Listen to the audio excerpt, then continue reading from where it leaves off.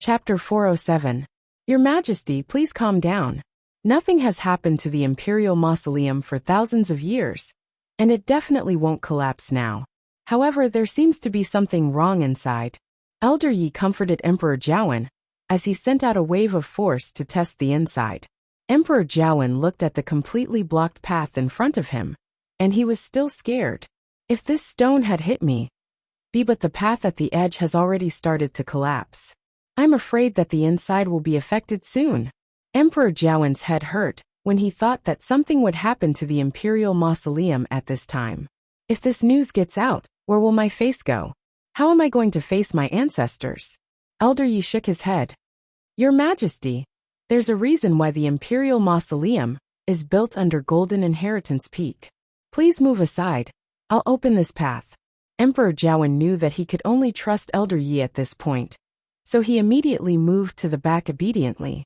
Elder Yi stared at the gigantic stone in front and knitted his brows tightly. He wasn't worried that the Imperial Mausoleum would collapse, but the two people who went in earlier actually had the ability to move the Imperial Mausoleum. He then thought of the round plate that lit up at the top of the mountain. It's obvious what the other party is after. He held his breath and focused, and his force gathered in his palm. Then he harshly slapped out. Bang! A hole suddenly appeared in the center of the stone. Emperor Jiawen was elated. As long as we can break this stone, we still have a chance to go in and stop them. If I find out who those two people are, I definitely won't let them off easily. Elder Yi looked solemn as he slapped out again. Bang! Ka! A ray of white light suddenly came from the other side of the stone. It's open, said Emperor Jiawen excitedly as he clenched his fists. Elder Yi also felt more at ease. After all, this is still the periphery of the Imperial Mausoleum, and it's easier to deal with than expected. However, just as he was about to follow up on his victory and completely open up the passageway, he seemed to have suddenly realized something, and his expression changed drastically. Retreat! Hollered Elder Yi as he directly grabbed Emperor Jiawen's collar and quickly retreated. Emperor Jiawen was caught off guard, and he felt his throat tighten as Elder Yi dragged him to the back. His face flushed red, and he violently coughed. Yi! Cough cough! Yi! He spat out a few syllables with difficulty, but in the next moment, his eyes suddenly widened. Golden sand suddenly gushed out from the crack in the center of the stone. The golden sand quickly condensed, gradually forming a thin layer of crystal. Cover that rock. Hence, the stone looked shiny, but when Emperor Jiawen saw it, deep fear arose in his heart. This was because he could clearly feel the powerful pressure contained within the thin golden crystal. Suddenly, a piece of rock fell from above and fell to the ground. Crack! With a crisp sound, that piece of rock actually turned into fine powder. Emperor Jiawen's heart harshly trembled. As expected, once they were touched by the thin golden crystal, they would suffer the same fate. However, even though they were fast, the golden sand was spreading even faster. He was about to catch up to them. Elder Yi waved his sleeves, and a huge black shield appeared in front of the two of them. The surging speed of the golden sand finally slowed down. Old Man Yi and Old Man Yi finally had a chance to catch their breath. Emperor Jiawen's eyes were still filled with shock. That's the sand from the gold position. Not only did they break through that barrier, but they also destroyed the entire space. Elder Yi's gaze darkened. I'm afraid it'll be difficult to go in now. However, the culprit, Chu Luiyue, didn't know what was happening here. Previously, when she broke through that space, it wasn't that serious. But when she snatched the silver pyramid, she easily destroyed the entire Imperial Mausoleum's five-element layout. Without the support of any power, gold's positional space naturally lost control. The golden sand gushed out in all directions and directly blocked Elder Yi and Emperor Jiawen's path. If she lowered her head to take a look, she would be able to see something. It was a pity that she didn't have the leisure to do so. This was because all her attention was placed on the mysterious man who refused to come out. After she asked that question, the other party fell into silence. Chu Luiyue was even more certain of her guess. She didn't expect that Zhenbao Pavilion's first master, whom she had always wanted to meet, would actually appear here. Also, he actually came for this thing. Chu Luiyue instantly felt that it was a little difficult. Zhenbao Pavilion had helped her many times. Even though this first master had never shown his face before, Chu Luiyue knew that Yin Ge helped her so much because of this person's tacit approval. Needless to say, he even helped her once just now. She really owed this person a huge favor. However, she was unwilling to give up the pyramid just like that. For this thing, she had overcome many difficulties and experienced many dangers. How could she give it up just because of one sentence from the other party? It seems like it's really you. Chu Luiyue deliberated before speaking, and her tone was much more polite. Since you're here, I'm sure you know my identity. Previously, I'm indebted to you for taking care of me many times, and I'm very grateful. However, please forgive me for not being able to give up on this thing. Other than this, you can raise any conditions, and I'll definitely go through fire and water without hesitation. This time, the other party finally opened his mouth. My only condition is this thing. His tone was calm, but it carried a pressure that could not be defied. Chu Luiyue gritted her teeth helplessly. First master, why don't we have a discussion? Let's get out of here first, and then find a place to discuss this matter properly. How about that? Previously, you said that this is something that your wife has taken a fancy to. Then, why don't I talk to your wife personally? How about that? She had been hanging here for quite a while. If they were to negotiate like this, it would be too unfair to her. At least find a place where they could talk properly, right? Didn't the first master see that the entire lake was about to be completely frozen? The other party fell into a strange silence again. Crack. Just then, the wall suddenly loosened, and the dagger suddenly shook. Chu Luiyue looked up and saw that the wall around the dagger had already cracked. She was afraid that she would not be able to hold on for much longer. However, for some reason, this first master was very difficult to talk to. As if he had heard the commotion, the other party finally spoke mercifully. You said that you want to talk to my wife personally? Chu Luiyue did not know if it was an illusion, but she felt that his tone was very strange. It seemed like there was a hint of a smile. What's so funny about this? Chu Luiyue was furious. When I meet this rumored wife, I have to take a closer look and see what kind of woman she is. It's either she likes this or that. She's really good at acting. Mobile users, please browse for a better reading experience from Love Network. Chapter 408. Yes. If you and Madam don't mind, we can talk about it outside. Everything can be discussed, right? Chu Luiyue had always been very sensible and wouldn't be forceful when it was time for her to soften her attitude. The other party seemed to be quite interested in this suggestion, as he smiled lightly. Interesting. Chu Luiyue hurriedly glanced at the dagger that was about to fall. She was anxious and wanted to rush him again. However, she still held herself back. In this situation, she was already at a disadvantage.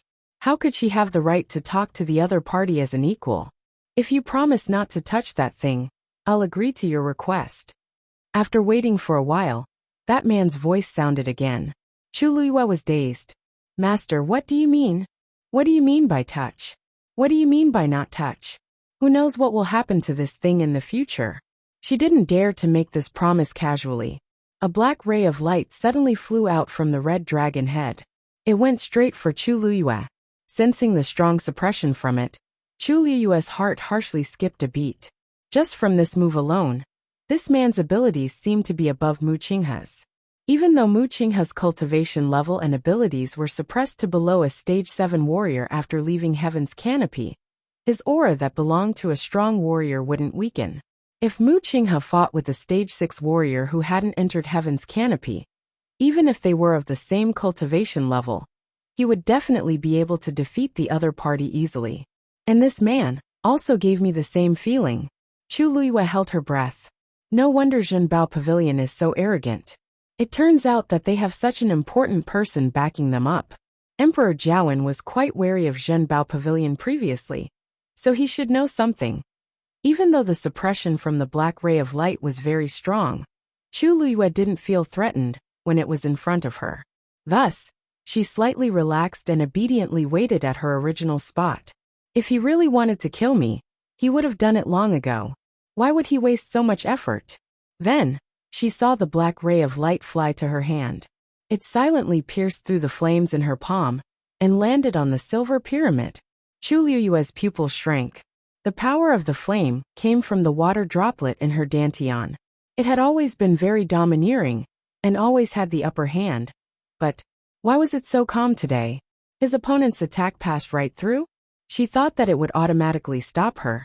But she didn't expect. In an instant, the silver pyramid turned completely black. All of the resplendent light was concealed. At a glance, it looked like an ordinary black stone. Even the aura and pressure inside had been completely sealed. The flame in Chu Liyue's palm gradually subsided. The pyramid gently fell into her palm. It was slightly cold to the touch. But other than that, there was nothing special about it. Even the strong sense of summoning disappeared in an instant. Only when he came into contact with it would that subtle feeling emerge faintly. Chu Liyue was stunned for a while. I've already sealed it. Other than me, no one else can break it. This way, it'll save me a lot of trouble. The man said casually. Chu Liyue was speechless. This saved her a lot of trouble, but it also completely cut off her way of playing any tricks. From now on, what was the difference between this thing and a piece of useless stone on her? With this layer of barrier, no one will discover it even if you carry it with you. When you meet my wife, I'll naturally unlock the seal. Hearing the other party's relaxed tone, as if he was talking about the good weather today, Chu Liyue endured it and gritted her teeth as she said word by word. Then I'll have to thank you, First Master. How was he helping her? He was clearly guarding against her. However, she didn't even have a reason to refute. The man opposite her chuckled. It's nothing. It's not worth mentioning. Chu Liyue secretly gritted her teeth again. When she had the chance, she would definitely let this First Master know how powerful she was. Crack. Suddenly, a sound was heard. Chu Liyue's body suddenly fell. The wall could no longer hold on, and a large piece of it fell down. Chu Liyue, who was only relying on that dagger, naturally fell down as well. Her heart suddenly felt empty.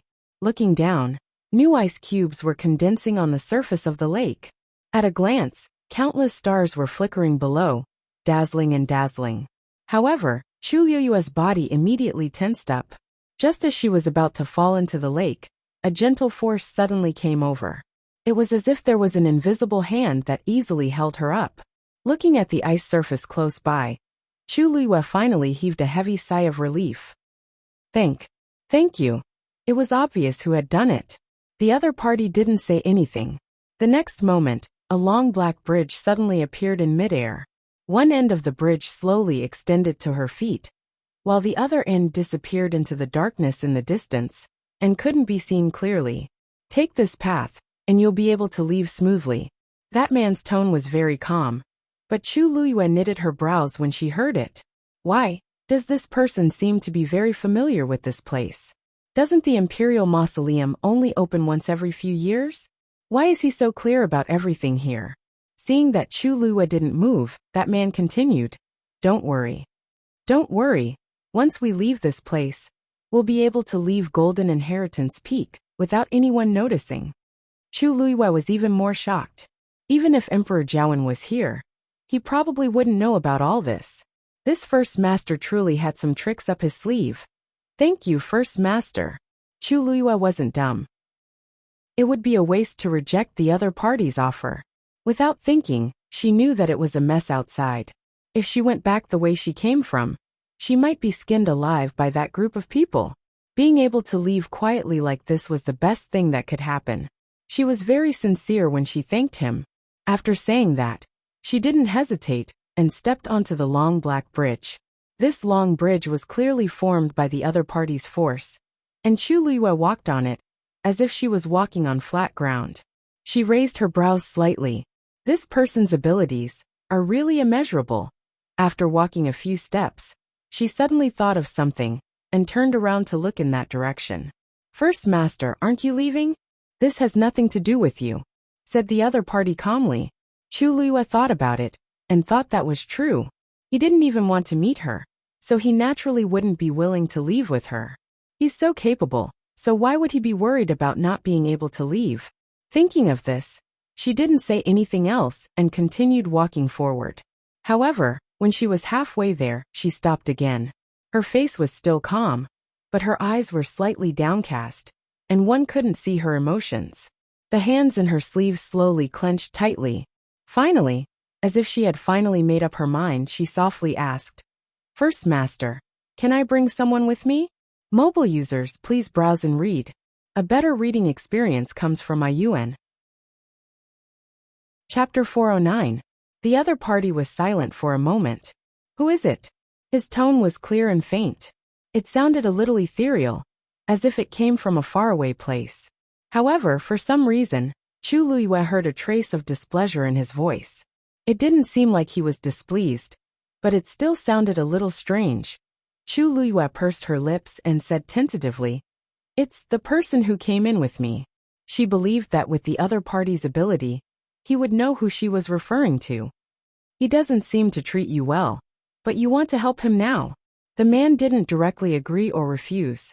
Instead, he asked such a question. Chu Luiyue was stunned for a moment. "How do you know how he treats me?" The man paused, and then seemed to snort softly. Chu Luiyue suddenly understood what he meant. Since he was so familiar with this place, he naturally knew what had happened here like the back of his hand. For a moment, Chu Luiyue almost thought that this master had always been in this Imperial mausoleum. Of course, she knew that was impossible, but it was obvious that he had been here more than once before. Chu Luiyue's hands clenched even tighter. She felt as if something was stuck in her throat. In fact, even she didn't know why she suddenly said that. No matter how she looked at it, Mu Qinghe wasn't worth her saving. But in front of her, the image of him kneeling on the ground with tears streaming down his face kept appearing. "And that, Your Highness?" She didn't know how much sincerity there was in his grief. She didn't even know how he betrayed her. But his identity is special. "If he dies here, I'll also be in a lot of trouble," Chu Luiyue said with her eyes lowered. Jian Fengqi knew that she and Mu Qinghe had come out. If Mu Qinghe really died here, she definitely wouldn't be able to escape responsibility. According to Jian Fengqi's personality, he definitely wouldn't let it go. Besides, she was still counting on Mu Qinghe to bring her back to the Tianling dynasty. "So no matter what, I would like to ask for your help.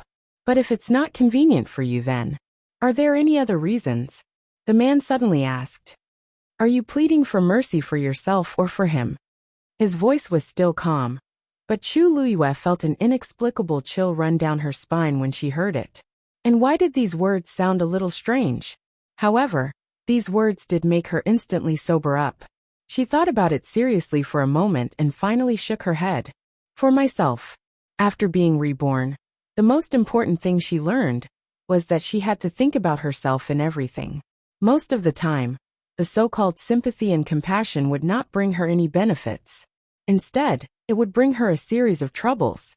Mu Qinghe was no longer the Mu Qinghe of the past, and she was no longer the Shangguan Yu of the past. "A favor." The great master finally spoke. His tone was slightly gentler than before. Chu Luiyue inexplicably breathed a sigh of relief, knowing that he had agreed. "Thank you, great master." For some reason, she seemed to be easily influenced by his voice. Was it because his aura was too strong? Chu Luiyue really wanted to meet this mysterious great master now, but it was rare that he was willing to help. Naturally, she would not do anything to offend him. Suddenly, she thought of a problem. Ever since she took the pyramid, she had not had time to look at it. She did not know how Mu Qinghe was doing now. Bang! A muffled sound came from behind her. Chu Luiyue was shocked and immediately turned around. Mu Qinghe was lying on the black bridge behind her, covered in blood. He was motionless and seemed to be unconscious. The fall just now seemed to be quite heavy. His chest shook, and he spat out a few mouthfuls of blood. It looked really miserable. The corner of Chu Luiyue's eyes twitched. This appearance was too sudden. What happened to him? Chu Luiyue could not help but ask when she saw that he seemed to be more seriously injured than before. "Oh, he just fainted. He won't die from a fall," that person said coldly, as if he did not care. Chu Luiyue was speechless. "Or do you want him to know that you were the one who saved him, so that he would be more grateful to you?" The speaker did not mean it, but the listener did. Chu Luyue felt as if her heart had been stabbed by a knife. No need, this is for the best. Thank you. She quickly sorted out her thoughts. When she looked at Mu Qinghe again, her heart was calm. That great master was right. This was the best choice. She had saved him before, and he was grateful to her. But in the end, it was just a joke. This time, she was only doing it for herself. Thinking of this, she walked over and planned to carry Mu Qinghe out. However, just as she leaned over, something flew over from the corner of her eye. She immediately raised her hand and caught the thing. After taking a closer look, she realized that it was actually a yuan instrument. Use this to take him out. Don't dirty my path. The man's tone was cold. Chu Luyue could not help but mutter in her heart. So this great master is also like this. To put it nicely, he's fastidious. To put it bluntly, yes, he's on par with his wife. This bridge is formed by force. How can it be dirty? Besides, it's black. How dirty can it be? However, since she had taken advantage of him, she naturally wouldn't say such things to his face. Besides, using this yuan instrument could indeed save her a lot of energy. What are you talking about? Chu Luyue was shocked. Her mouth was tightly shut just now and she did not make a sound. Does this person know how to read minds? He can even guess that. She immediately looked up with a smile. Nothing. I was just thinking that you and your wife are a match made in heaven. This sentence obviously pleased this difficult great master. He smiled, and his tone and attitude were much better than before. My wife and I think so too. Chu Luyue choked. She had seen people who felt good about themselves, but she had never seen anyone who praised her and his wife to their faces. Then, I wish you and your wife a long life together. I'll be leaving now, Chu Luyue said very sensibly. The other party chuckled, but did not say anything else. Chu Luyue was relieved, and injected a stream of force into the yuan instrument. With a bang, the yuan instrument unfolded and floated in midair. It was a hexagonal flying disc. Then, a net suddenly dropped from the flying disc and easily covered Mu Qinghe. Looking at Mu Qinghe curled up in the net, the corners of Chu Luyue's eyes twitched. It's good to help, but this scene is really exciting. She coughed and turned around. Suddenly, a voice with a smile was heard. I also wish you and your future husband a happy marriage. Mobile users, please browse for a better reading experience from Love Network. Chapter 410. Chu Luyue looked back strangely. Why does this sentence sound so sincere? The corners of her mouth curled up as she thanked him again. No matter what, this blessing sounded pleasing to the ear. Moreover, she wanted to build a good relationship with this first master. Seeing that Mu Qinghe might not be his opponent, if she could successfully rope him in as her backer, wouldn't that be much more convenient? Chu Luyue walked out while feeling strange in her heart. Although this first master's temper and style were a bit strange, she seemed to have an inexplicable sense of trust towards him. She rarely had this kind of feeling towards others, especially when the other party had taken the initiative to help her many times. Generally speaking, one who was unaccountably solicitous was hiding evil intentions. However, Chu Luyue really couldn't associate such a person with such a powerful method with this sentence. Perhaps he had other motives, but Chu Luyue didn't seem to be worried or uneasy. Perhaps this was also a form of affinity to some extent. The surrounding light gradually dimmed. Chu Luyue knew that she had already walked to the edge of the Imperial mausoleum. She couldn't help but look back again. Looking past Mu Qinghe, who was suspended in midair, she almost couldn't see the scene inside. Only the layer of ice that was constantly freezing and capsizing, as well as the silently surging lake water, were exceptionally clear. And the space in the middle had already been completely frozen, and there was a faint frost that gradually covered the surroundings. Chu Luyue watched quietly. She knew that this was the power of the seal that person had used. Obviously, he intended to completely freeze and seal the Imperial mausoleum. After a long time, Chu Luyue finally exhaled softly. How much power would this consume? This person was outside heaven's canopy, but he used such a powerful method. Would he really not be suppressed? After a moment, Chu Luyue's lips curled up slightly. The current her still had a long way to go before she could reach this realm. Originally, She wanted to ask that person how he planned to deal with the other people in the Imperial Mausoleum. But after hesitating for a long time, she still didn't speak. She had already owed him another favor by helping Mu Qinghe. If there were a few more people. Master, you must understand your disciple, right? Chu Lua thought silently. Apart from Old Man Yi, she didn't care about the lives of the others. With Old Man Ye's ability, it shouldn't be a problem for him to leave this place, right? Thinking of this, Chu Lua couldn't help but take out the pyramid again and examine it carefully in his palm for a moment. Now it was completely black, and nothing could be seen on it. If I had known earlier, I would have checked on Master and the others first. Chu Lua put away the items, took a deep breath, and continued to lead Mu Qinghe along the other end of the Black Bridge. When Chu Lua finally left, the other people who had already entered the mausoleum did not have an easy time. Emperor Jiawen had Elder Ye's protection, so he wasn't in much danger. But the black shield couldn't hold on for long, as it was quickly covered by the golden ice layer, and it became very weak. The golden sand that surged from behind piled up, and finally destroyed the black shield completely. Elder Yi then continued to bring Emperor Jiawen away. Luckily, with the faint glow from the golden ice layer, they could vaguely see the surrounding scene. Their speed was much faster than when they came. Emperor Jiawen really felt aggrieved and indignant. Those people are still in the Imperial Mausoleum, but I, the rightful emperor of country Yao Chun, was actually chased out of the Imperial Mausoleum in such a pathetic state. I don't need to look in the mirror to know what I look like now. Luckily, only Elder Yi is here. If not, I would really lose all my face. After fleeing for an unknown period of time, the speed of the surging golden sand finally slowed down. Elder Yi then stopped and looked at Emperor Jiawen. Your Majesty, are you okay? Emperor Jiawen's face was pale as he waved his hands. I am fine. It's just that. He couldn't finish his sentence for a long time. Elder Yi coughed and shifted his gaze away. However, Emperor Jiawen still felt very embarrassed. Old Man Yi, could it be that we can only watch helplessly? Elder Yi was helpless. Then what else can we do? The people inside have already taken the initiative. I don't understand. Emperor Jiawen stretched out his hand and held his forehead. I really don't understand. How can anyone casually enter the Imperial Mausoleum? There were only a few people who knew about this secret. Other than Elder Yi and me, logically speaking, nobody else should know about it. But they clearly came prepared. If not, how could it be so successful? Elder Yi paused and comforted him. Your Majesty, don't be anxious.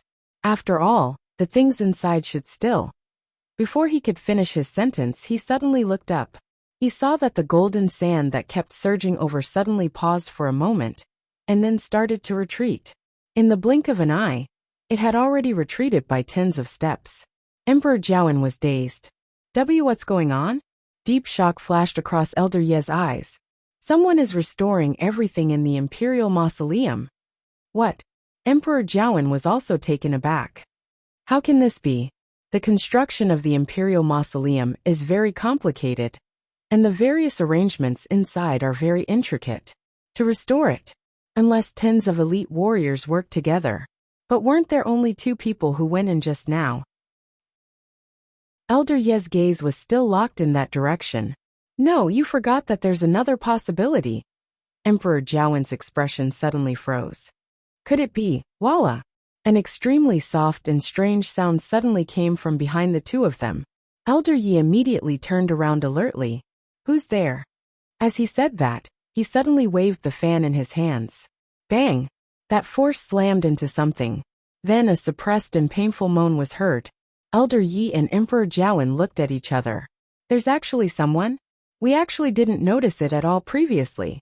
Elder Ye's expression changed slightly as he hurriedly walked forward and raised the fan in his hands again. A strong suppression instantly descended. At this moment, a familiar cry of surprise finally rang out in the darkness. Elder Yi, please have mercy. Elder Yi paused in his actions. However, Emperor Jiawen's expression had already changed. Rongjin! Elder Yi snapped his fingers, and a cluster of bright flames appeared in his palm. The surroundings were instantly lit up. Previously, he was worried that this fire would cause unnecessary trouble, but it was clearly unnecessary now. A nervous and flustered face appeared in front of the two of them. It's indeed Rongjin. Emperor Jiawen was furious as he angrily scolded. Rongjin, you've got guts. How dare you secretly leave Crown Prince Mansion and come here? Speak. Did you follow Elder Yi and me all the way here? Rongjin was originally a little afraid, but on second thought, what's there to be afraid of since things have already come to this? He clenched his fists, straightened his body, and tried his best to make his voice sound righteous. Father, I'm Heaven's chosen son. What's wrong with me coming here? Old Man Yi suddenly laughed. Your Highness, the real Heaven's chosen son can directly enter Golden Inheritance Peak and control everything in the Imperial Mausoleum. There's already one inside. So where did your Heaven's chosen son title come from? Mobile users, please browse and read. A better reading experience comes from IUN. Chapter 411. Rongjin was dazed. What? He understood every word of Elder Ye's words, but why couldn't he understand them when they were strung together? Upon hearing this, Emperor Jiawen's gaze darkened. So Elder Yi also realized it. Elder Yi laughed helplessly and waved the fan in his hands. Even if you couldn't guess it previously, you should have known after seeing the previous scene. Emperor Jiawen closed his eyes. No wonder, if this is the answer, then everything that happened previously has a logical explanation. Rongjin, who was at the side, was confused when he heard the duo's conversation. The more he heard, the more flustered he became. Father? Elder Yi? What do you mean by this? Heaven's chosen son. Isn't it me? How can there be another one inside? That person must be fake. I'm the real Heaven's chosen son. Pack. Emperor Jiawen went forward and harshly slapped Rongjin. This slap was very harsh, and it directly caused Rongjin to fall to the ground. An intense bloody taste surged up Rongjin's mouth. Half of his face was numb, and his ears were buzzing. His mouth stiffly moved, and he spat out a mouthful of blood and a broken tooth. Rongjin's eyes were filled with disbelief. Father had always been proud of me and thought highly of me. He rarely even reprimanded me, let alone hit me. How could I accept that one of my teeth was forcefully knocked out? At that moment, everything that he had experienced in the past few months flashed across his mind. Being demoted, having his power taken away, being grounded. I almost couldn't even stabilize my position as the crown prince. What exactly is going on? Wasn't everything fine in the past? Why did it gradually become like this? Rongjin, you're crazy. Emperor Jiawen finally lost control of his emotions at this point, as he pointed at Rongjin's nose and scolded him. Who do you think you are? Heaven's chosen son? How can Heaven's chosen son be so useless and despicable? You're just a piece of trash. I was really blind in the past to make you the crown prince. Too many things had happened on this day, and Emperor Jiawen's mental state had been very tense. Until this moment, when he saw Rongjin's undisciplined and arrogant manner, his last string finally snapped. Rongjin was scolded harshly, and he was dazed. He was flustered and at a loss, so he started to speak without thinking. Father, why are you so sure that I'm a fake? I know you're just looking down on me. However, this matter was personally told to me by my mother. Imperial Mother would never lie to me. The chosen one must be me. It can only be me. Elder Yi looked at Rongjin's crazy appearance and knitted his brows. Before he could say anything, Emperor Jiawen suddenly laughed out loud. Ha ha ha. How laughable. What your Imperial Mother told you must be true. Rongjin, how brainless are you to say such a thing? Rongjin clenched his teeth and said, At most, we'll go and confront Mother. We can always. Confrontation? Emperor Jiawen's expression suddenly turned cold. You probably don't know that your mother is already dead, right? It was a light sentence, but it was like countless sharp knives that pierced into Rongjin's body. Rongjin's body trembled slightly, and his blood boiled in his chest. Finally, he couldn't help but spit out another mouthful of blood as he collapsed onto the floor. I am possible. Mother just told me that secret today. How can she be dead? It seems like she didn't spare any effort to make many arrangements for you before she died. It's a pity. You're still useless. But Emperor Jiawen finally understood the Empress's series of actions at this point. From start to end, she did it for Rong Jin. Heaven's chosen one? Ha! It seems like you don't know your current identity. Just like what Elder Yi had said, he was the true chosen one. Everything was predestined. Rong Jin actually naively thought that the person was him? Even if he had fantasies before, he should be completely awake now that he was in this situation. Who is it? If it's not me, who is the chosen one? Muttered Rong Jin with a hoarse voice, and his eyes were filled with despair. I originally thought that it was a great chance to turn things around, but I didn't expect it to be just a dream. It was just the beginning, but it was mercilessly exposed by someone.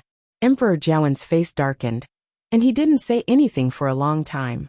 In actual fact, he wanted to know the answer more than Rong Jin. But based on their current abilities, how could they enter? Your Majesty, let's talk about everything after we leave this place. That person should be able to see our every move here, said Elder Yi. Elder Yi softly persuaded him. Emperor Jiawen harshly rubbed his face. Okay, let's go out first. Old Man Yi nodded. Then, he looked at a certain spot in the darkness and twitched the corners of his mouth without a smile. The two of you have been watching for quite a while. You should be willing to come out now, right? After walking for some time, Chu Luiyue finally saw a light in front of her. She was elated as she knew that it was the exit. She quickened her pace and walked forward, and the flying disc behind her immediately followed. Mu Qinghe was a little shaken, but luckily, he didn't wake up. Just like that, the duo finally stepped through the exit and completely walked out of the Imperial Mausoleum. The sky was bright in front of them. Chu Luiyue turned around and realized that they had indeed left Golden Inheritance Peak and came to the forest beside it. The thing that sent them out just now was also a transportation formation. However, that transportation formation was very inconspicuous, and one couldn't tell if they didn't look closely. Clang! The flying disc's net suddenly opened, and Mu Qinghe fell to the ground again.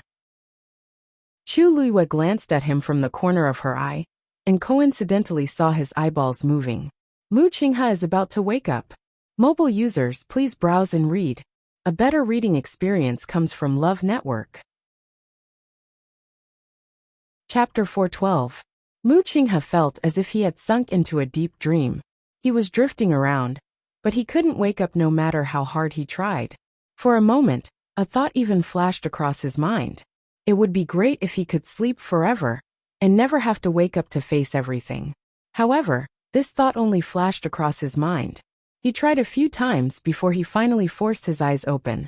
The bright light shone down, and it was a little dazzling. He couldn't help but close his eyes and relax for a while before he got used to it. The blurry scene in front of him gradually became clear. This seems to be a forest. Mu Qinghe moved, and immediately felt waves of pain all over his body, causing him to frown. He lowered his head to take a look and realized that his body was covered in blood and wounds. There was almost no place that was unscathed. Fortunately, most of these were superficial wounds that could be recovered after a period of recuperation. Mu Qinghe was slightly relieved, but he suddenly realized something, and his expression changed drastically. That's not right. I was clearly in the Imperial Mausoleum earlier. How did I appear here now? He immediately turned around to look. The Golden Inheritance Peak, which looked like a sword, was standing not far away. Am I already outside the Golden Inheritance Peak? Mu Qinghe's doubts deepened, but no matter how hard he tried to recall, he couldn't remember what had happened earlier. The last thing he remembered was the withered vine leaves. At that time, he seemed to be about to rush out, but however, he couldn't remember what happened after that. Suddenly, from the corner of his eye, he saw a figure lying on the ground not too far away. It was actually Chu Luiyue. He focused his gaze and endured the pain on his body as he slowly walked over. Chu Luiyue seemed to have fainted as well. His eyes were tightly shut, and his lips were pale. However, compared to the others, Chu Luiyue was in a much better state. There weren't many bloodstains on his body, and there weren't even many wounds. Mu Qinghe stared at Chu Luiyue for a while with a hint of scrutiny in his eyes. Was that sound his hallucination? Or as if sensing his gaze, Chu Luiyue finally woke up. She subconsciously raised her hand to block the somewhat dazzling sunlight, and finally opened her eyes completely. At the same time, he saw Mu Qinghe standing in front of him. Vice Admiral Mu? After pausing for a moment, she seemed to have suddenly realized something. She stood up abruptly and looked around. Where are we? Mu Qinghe looked at her eyes that were filled with shock and bewilderment, and said expressionlessly, outside Golden Inheritance Peak. Chu Luiyue looked at him in shock. You mean, we're already out? Mu Qinghe looked at her deeply, as if he wanted to see through her completely. You don't know what happened? Chu Luiyue shook his head. Didn't you pass that checkpoint and enter the center of the Imperial Mausoleum? How could he not know? Mu Qinghe suddenly leaned over and stared into Chu Luiyue's eyes, questioning her word by word. Chu Luiyue was shocked by his action and subconsciously took a step back. She frowned and looked confused. Vice Admiral Mu, what are you talking about? I only remember that I seemed to be trapped in a strange space. There was golden sand everywhere. I don't remember anything else. Suddenly, her gaze fell on him, and she sucked in a breath of cold air. How did you suffer such a serious injury? Mu Qinghe pursed his lips tightly. Chu Luiyue didn't look like she was acting, but he felt that something was wrong. You really don't remember? Chu Luiyue looked helpless, and was about to get up. Just as she stood up, she let out a hiss and covered her head. My head hurts. Mu Qinghe's eyes moved. Actually, the back of his head hurt too. Could it be that Chu Luiyue wasn't lying, and we were all sent out together? Looking at her rubbing her head and grimacing in pain, Mu Qinghe inexplicably believed her, and suppressed the dangerous aura on his body. He turned back to look at Golden Inheritance Peak again. If Chu Luiyue really got that thing, there was no need for her to come out with him. Moreover, she didn't have the fluctuation of that thing on her body. But looking at the current situation, there should be a third person who got it. Did you see anyone else in the Imperial Mausoleum? Mu Qinghe suddenly asked. Chu Luiyue still denied it. Other than the mysterious first master, she had clearly seen all the other people who had gone in. But naturally, she couldn't tell Mu Qinghe this. Mu Qinghe didn't expect to get any useful clues from Chu Luiyue. After pondering for a moment, he walked forward again. Chu Luiyue was shocked. Vice Admiral Mu, what are you doing? Do you still want to go back? Mu Qinghe said coldly. You can stay here or go back by yourself. Chu Luiyue, your injuries are so serious. I'm afraid it's not good for you to go back now, right? Also, when we went in, we seem to have been discovered by the people around Golden Inheritance Peak. If we go back now, anyone with a normal brain would know that under such circumstances, they definitely couldn't go back. What's wrong with Mu Qinghe? However, Mu Qinghe didn't seem to care about her words, and continued walking forward. That girl is right. Why are you in such a hurry to die? A voice filled with mockery and ridicule sounded lazily. Mu Qinghe stood still. Chu Luiyue was slightly shocked and looked up. A tall figure was slowly walking over from the forest beside them. Then, he leaned against a tree trunk, and looked at the two of them with a smile that wasn't a smile. It was Jian Fengqi. Chu Luiyue's eyes flickered as she bowed politely, and asked in a seemingly casual manner. May I know when young Master Jian came? Vice Admiral Mu, and I actually didn't notice. Jian Fengqi seemed to have thought of something unpleasant, and his face turned cold. This young master had planned to come a long time ago, but I didn't expect to meet with some trouble on the way. I had just circled around Golden Inheritance Peak, when I sensed Mu Qinghe's aura, and came over. When this young master arrived, he had just woken up. As he spoke, he looked at Mu Qinghe and sized him up with some disdain. Looking at you, could it be that you've become stupid from the beating? You actually didn't notice this young master for so long? You've only been here for a short while, and you've already regressed to this extent? Chu Luiyue felt slightly relieved. It seemed that Jian Fengqi didn't know what had happened previously. Mu Qinghe couldn't be bothered with Jian Fengqi, and continued walking forward. Jian Fengqi raised his sword-like eyebrows, and looked at Chu Luiyue. If he doesn't want to say, then you can say it. What exactly are you doing in this trip? Jian Fengqi.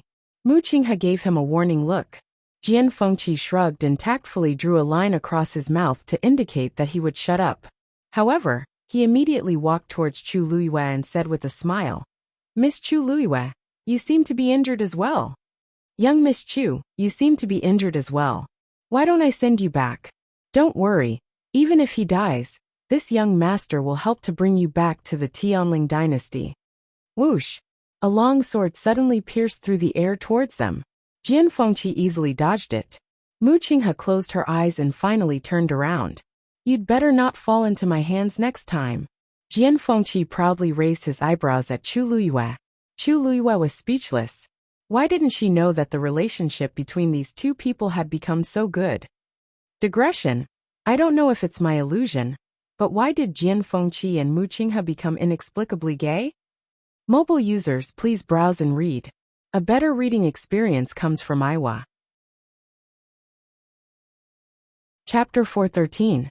In the forest, the three of them walked forward in silence, and the atmosphere was inexplicably awkward. Mu Qinghe's face didn't look good from the start, and she looked like a moving human-shaped iceberg. Jian Fengqi was focused on thinking about how to get information from Mu Qinghe and Chu Luiyue. As for Chu Luiyue, she was trying to recall when the two of them had crossed paths. When exactly did it begin? In her previous life, her relationship with Jian Fengqi was definitely not good. She couldn't stand Jian Fengqi's unrestrained behavior, and Jian Fengqi laughed at her for being old-fashioned. In short, almost every time they met, it would end in an unpleasant mess. As for Mu Qinghe, he either followed her around or was handling military matters. He rarely interacted with anyone else, let alone Jian Fengqi. Sometimes, when Jian Fengqi was too arrogant, Mu Qinghe would take the initiative to ask to teach him a lesson. However, Chu Luiyue stopped him most of the time. It wasn't that she didn't want to do it, but she was purely worried that Mu Qinghe wouldn't be able to control himself and would kill him. Jian Fengqi had a high status, and it would be quite troublesome if he were to die. I didn't expect the two of them to become friends after I died for more than a year. It was also very obvious that they trusted each other. She was certain that the two of them had not communicated much before this. She wondered what had happened in the past year or so after her death. But Chu Luiyue thought about it again. I don't even know how Mu Qinghe betrayed me, so it's normal that I don't know about these things. Thinking of this, she lost interest as she curled her lips in self-mockery and threw this thought to the back of her head. Suddenly, Jian Fengqi thought of something and curiously asked, "Oh right. Miss Chu, your fiancé, Prince Li seems to be here too.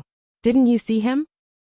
In the Imperial Mausoleum, there was dead silence in the dark and narrow tunnel.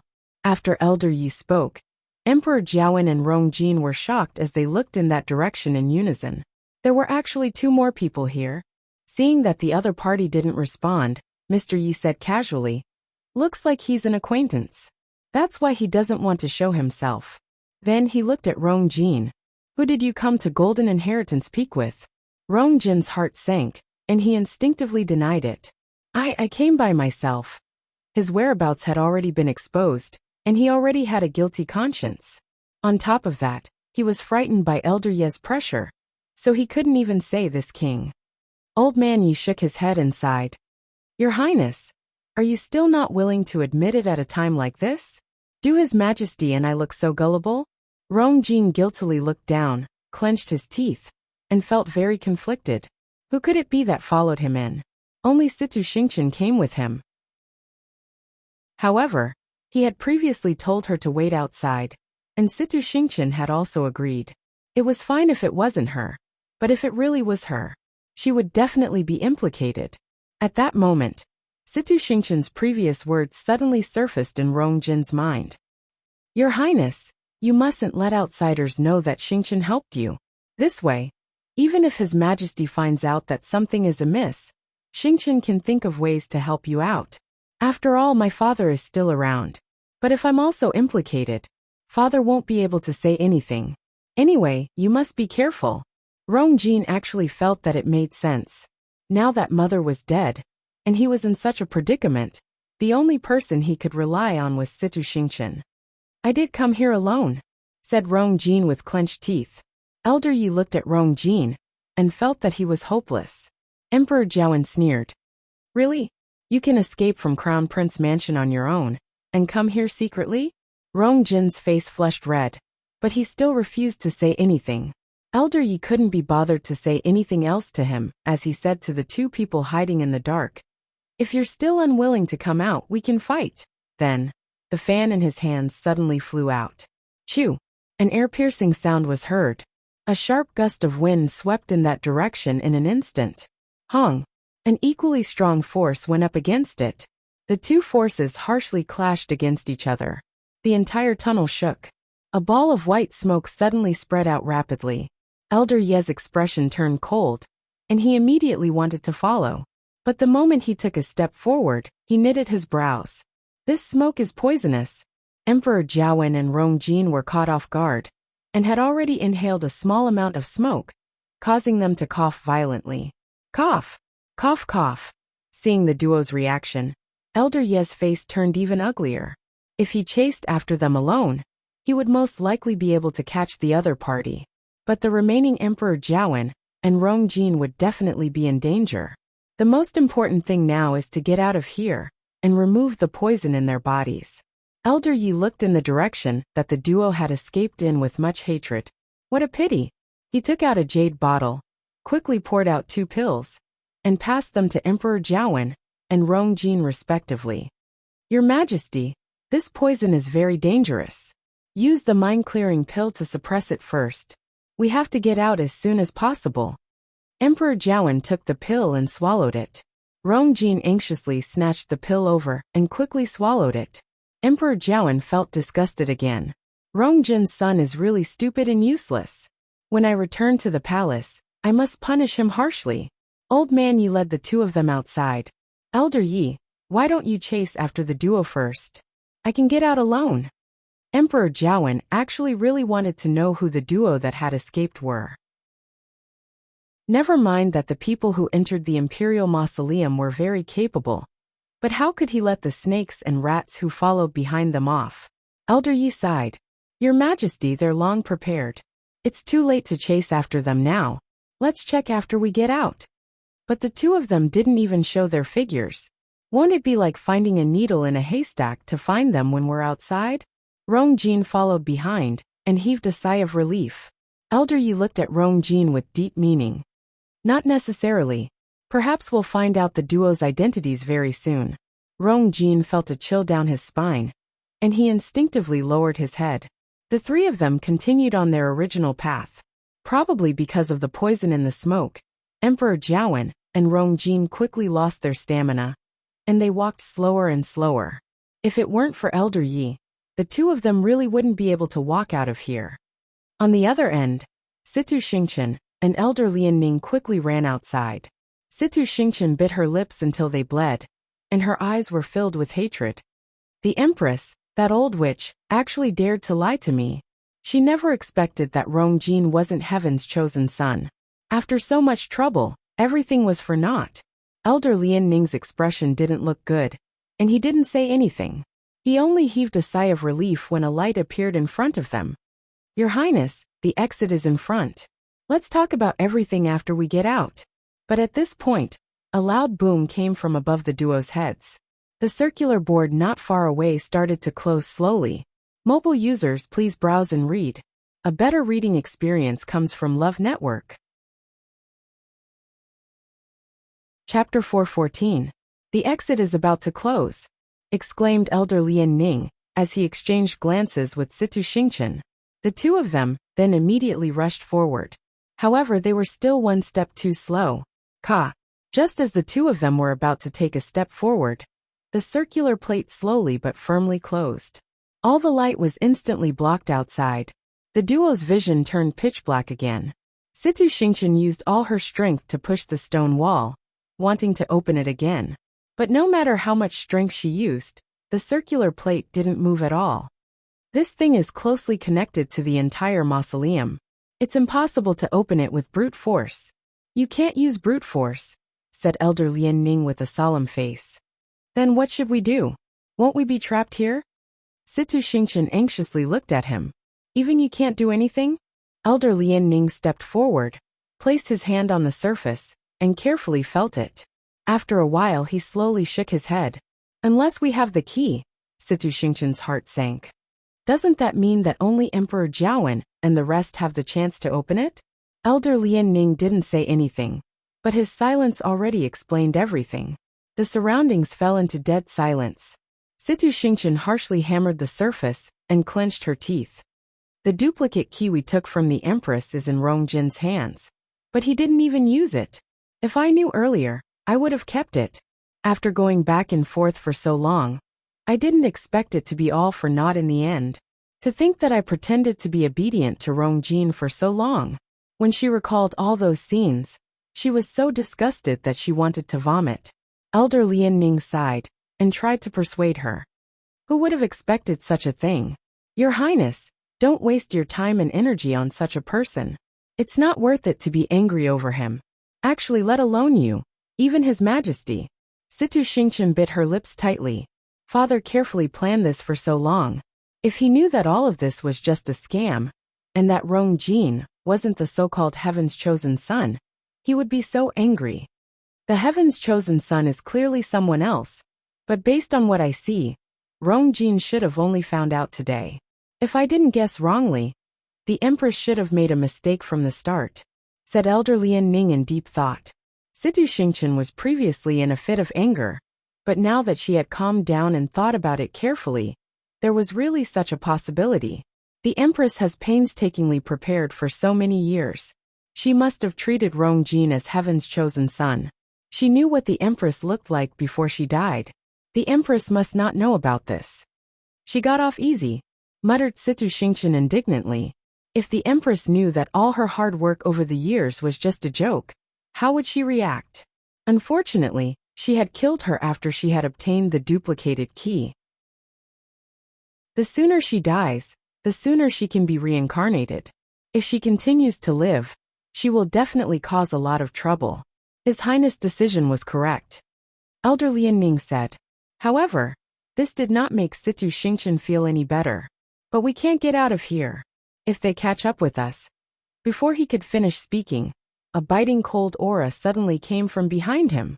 Elder Lian Ning's expression hardened, and he immediately stood in front of Situ Xingqian. Counterattack at the same time. Boom! A ball of flame suddenly ignited. Elder Lian Ning's eyes narrowed.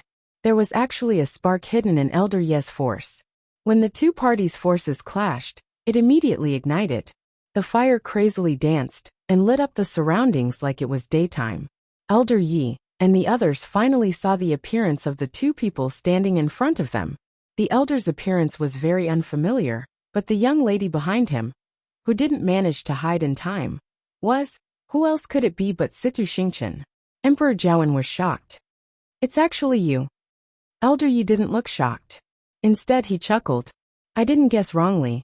After thinking about it, the person most likely to do this is her. Rong Jin opened his mouth, but he couldn't say anything. Situ Xingqian really lied to me. Not only did she secretly follow me in, but she also brought another person with her. It's obvious that she had planned this long ago. Situ Xingqian's face was very ugly. Forget about the others. But this Yi Jiding is very difficult to deal with. It's impossible to lie to him. Both parties fell into an eerie silence, and the atmosphere was tense. At this point, the sound of something moving could be heard. Situ Xingqian instinctively turned around, and her eyelids harshly twitched. She saw that the previously unmoving exit that was tightly shut actually started to slowly move. A white light shone in from the outside. Situ Xingqian, shouldn't you give me an explanation? Hollered Emperor Jiawen as he suppressed the anger in his heart. If he still didn't understand Situ Xingqian's intentions at this point, he didn't need to sit on the throne anymore. Situ Xingqian slowly clenched her fists in her sleeves, and she almost crushed her teeth from clenching them. When Golden Inheritance Peak was in chaos, Chu Luyue and the other two had already silently left.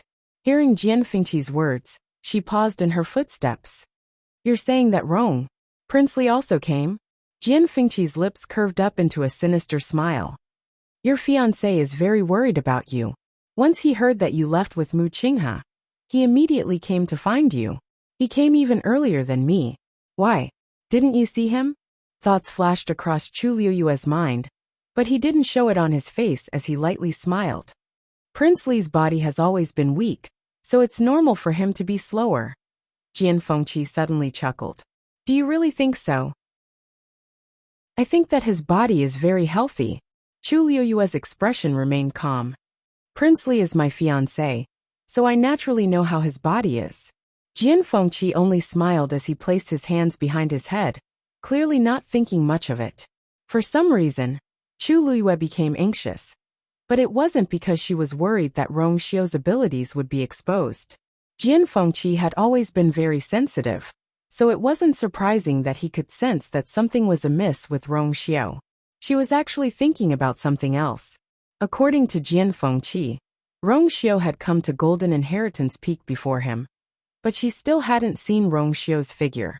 This was definitely not normal. She vaguely felt that something was wrong, but her mind was in a mess, and she couldn't figure it out no matter how hard she tried.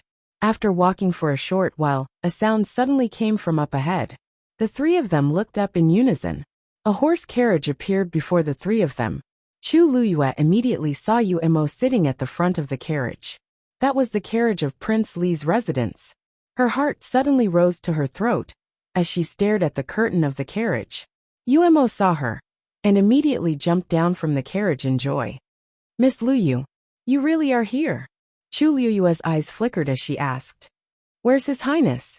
A fair and slender hand with distinct joints suddenly reached out from behind the curtain and gently lifted it.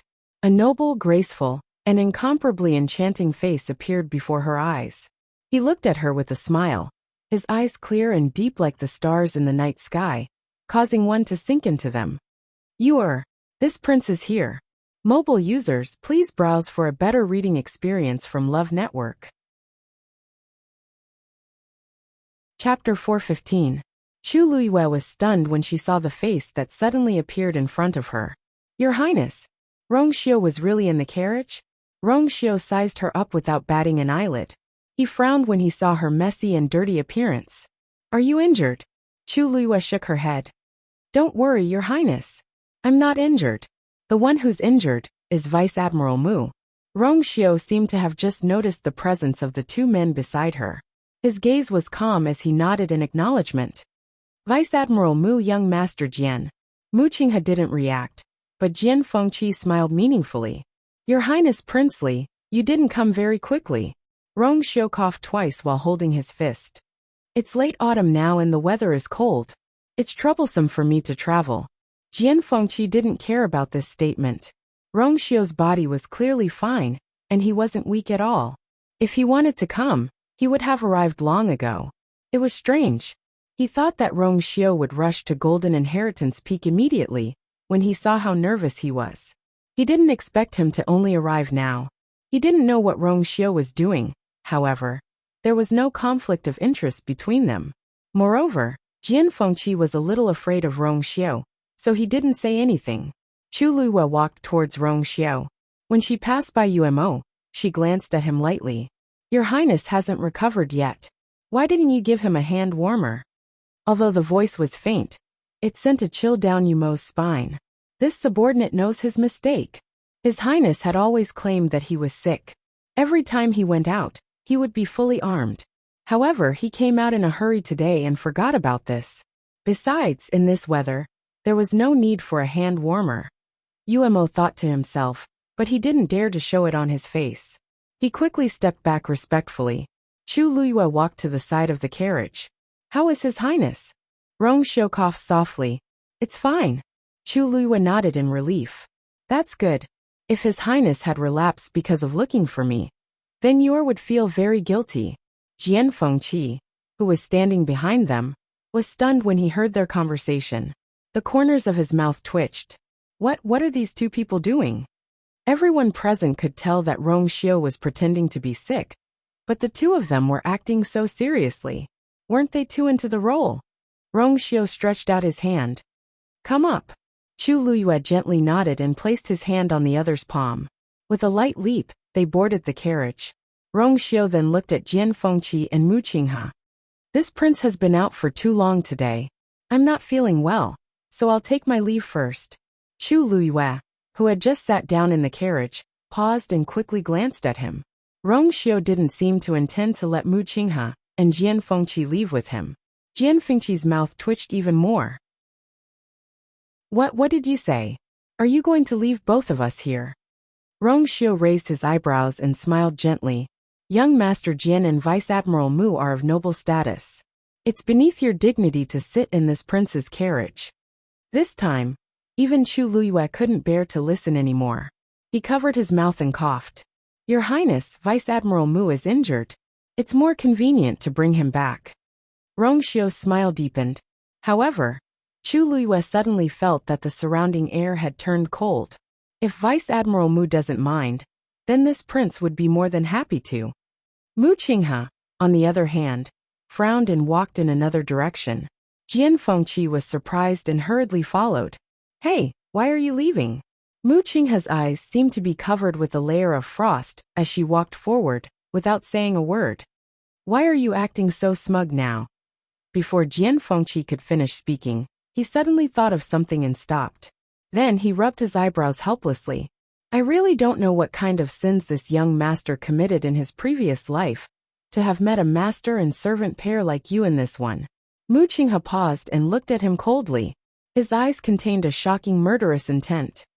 Even if I'm injured now, killing you is as easy as flipping my hand. Jian Fengqi immediately took a step back and stared at him warily. I'm telling you, I'm here to help you today. Don't bite the hand that feeds you. As soon as he finished speaking, Mu Qinghe suddenly raised his hand. A ball of green flame quickly flew out from his palm. It went straight for Jian Fengqi's face. Jian Fengqi immediately put his hands in front of him to block it. At the same time, a barrier flashed in front of him, blocking the green flame outside. Even so, he was still hit by the terrifying force, and his feet sank deep into the ground. Jian Fengqi couldn't help but curse. You're serious? Didn't I just say master and servant? Didn't I just say bite the hand that feeds you? He didn't do it on purpose. What's more, how long ago was that? When was there a need to mind? What's more hateful is that this guy is already injured to this extent, but his combat strength is still so strong. Jian Fengqi didn't know how many times he sighed in his heart. This guy's years of training in the army weren't in vain. Once he makes a move, he's going to kill someone. Mu Qinghe's vision turned black. He staggered and almost fell to the ground. His body couldn't take the sudden use of his force because of his serious injuries. But he still clenched his teeth and walked forward with a pale face, letting the wounds on his body tear open and drip blood. Jian Fengqi followed him with a headache. Fine. It's a slip of the tongue. My fault. It would be inappropriate if he really angered Mu Qinghe to death. Seeing the two's figures gradually disappear, Rong Xiu finally put down the curtain. Back to Prince Li's mansion. Yes, Umo replied and jumped back into the carriage, waving the long whip in his hand. Giddy up. The wheels started rolling, and the carriage went in another direction.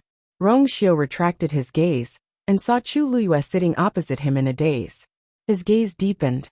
You are? After calling her twice, Chu Luiyue finally came back to her senses. What's wrong? Rong Xiu's expression remained calm as he lightly asked, Why? What are you thinking about? Nothing. Chu Luiyue shook her head and looked away. In fact, when she saw Jian Fengqi and Mu Qinghe arguing, she suddenly remembered something. Mu Qinghe didn't take the carriage. As for the reason, in fact, it was because there was once when they traveled together and took two carriages for convenience. In the end, they were ambushed halfway. Mu Qinghe was in the other carriage, so he couldn't rush to her side immediately. At that time, she was only slightly injured, but Mu Qinghe knelt outside the palace for a day and a night to confess his sins.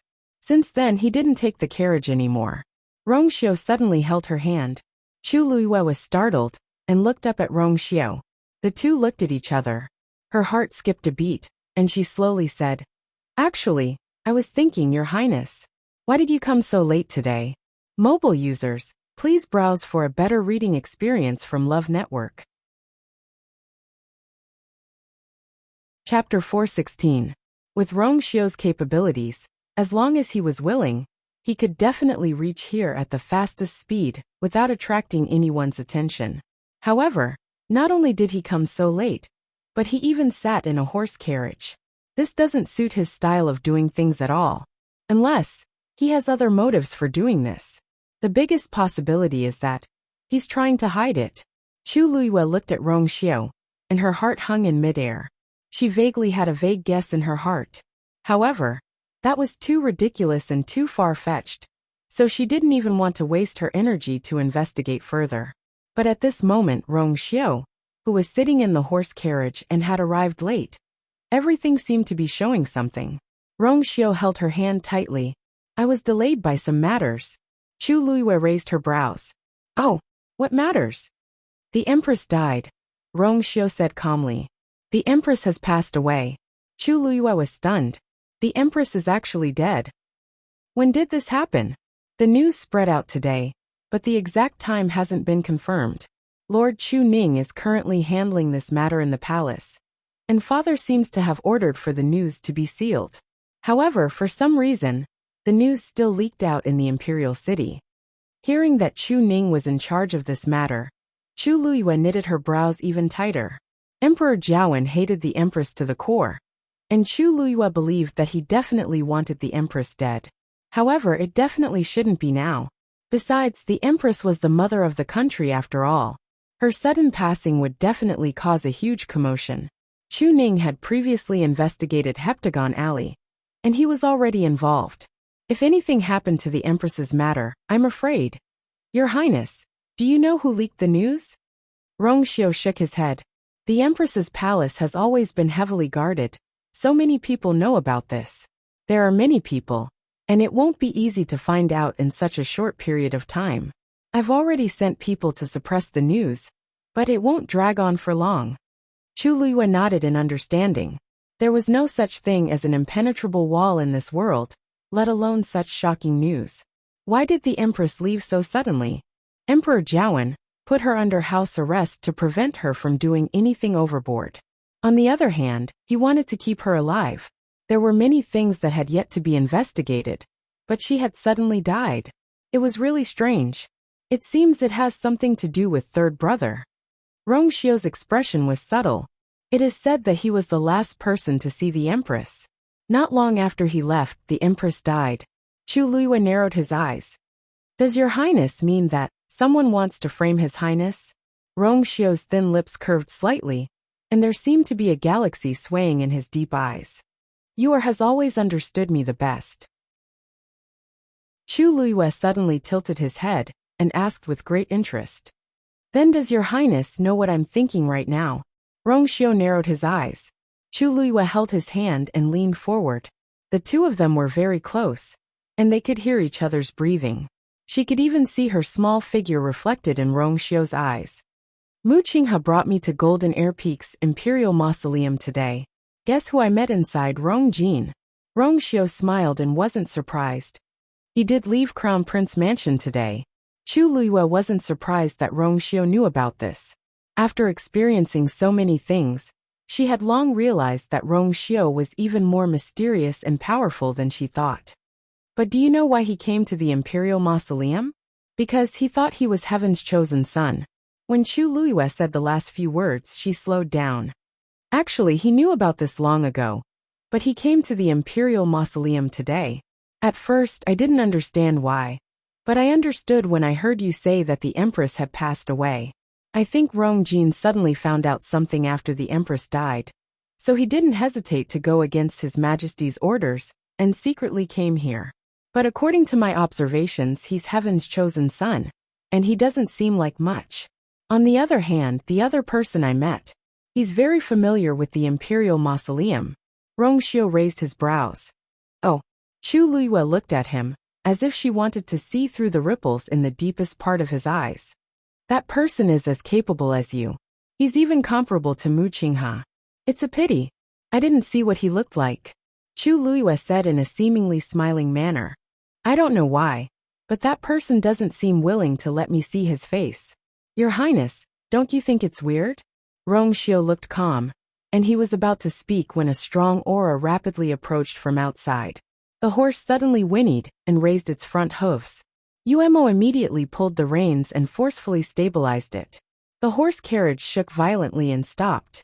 Chu Luiyue knitted her brows, and she was about to take a look when her body fell forward due to inertia. Rong Xiao grabbed her slender waist. The two of them switched positions. Bang! A grunt was heard. Chu Luiyue felt that she had bumped into something. When she opened her eyes, she realized that Rong Xiao had fallen down, and she was lying in his arms. There were only a few layers of clothes between the two of them.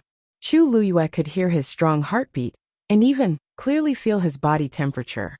She was about to speak when Rong Xiao's finger suddenly landed on her lips. The moment they touched, the two of them were dazed. Actually, the two of them had slept on the same bed many times before. But for some reason, in this small and enclosed space, such proximity gave rise to an ambiguous feeling. Rong Xiao almost instinctively used his fingertips to gently rub against her lips. It was unbelievably soft. His gaze instantly darkened. Chu Luiyue's heart skipped a beat, and she quickly got up. Rong Xiao sighed softly in his heart, but he did not show it on his face. He propped himself up and lifted the curtain with one hand. Chu Luiyue's gaze turned and followed his line of sight. She saw a familiar figure standing not far from the horse carriage. Seeing that person's face, Chu Luiyue exclaimed, "Second Master Yan? Why are you here?" The person who came was actually Yan Ge.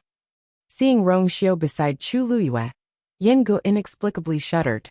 Why was there a murderous intent? The warm and eager smile on his face froze. "Miss Luyu, that? Our first master said that he had something to do today, and left first. The previous agreement still stands. When the time is right, he will naturally come and find you. Please don't worry." Chu Luiyue was stunned. "Your first master has already left?" Yan Ge nodded. "Yes. I just sent the first master off, and rushed over to see you." Chu Luiyue's brows furrowed slightly. Could it be that her previous guess was wrong? Rong Xiao leaned back, his tone languid. "So you are not only met an unexpected person in the Imperial Mausoleum, but also had an appointment with him? Digression. Husband and wife drama. Mobile users, please browse and read. A better reading experience comes from Love Network. Chapter 417. Chu Luiyue turned to Yan Ge and said, "Thank you, Second Master Yan. I'll definitely thank you personally when I see you in the future." Yan Ge chuckled. "Then if there's nothing else, I'll take my leave first. I won't disturb Prince Li and Miss Luyu." With that, he quickly left. Chu Luiyue blinked. Why did she feel that Yan Ji's footsteps were a little hurried? As if he couldn't wait to leave.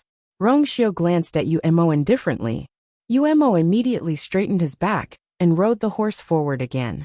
Rong Xiao then put down the curtain and nonchalantly said, "I'm sorry.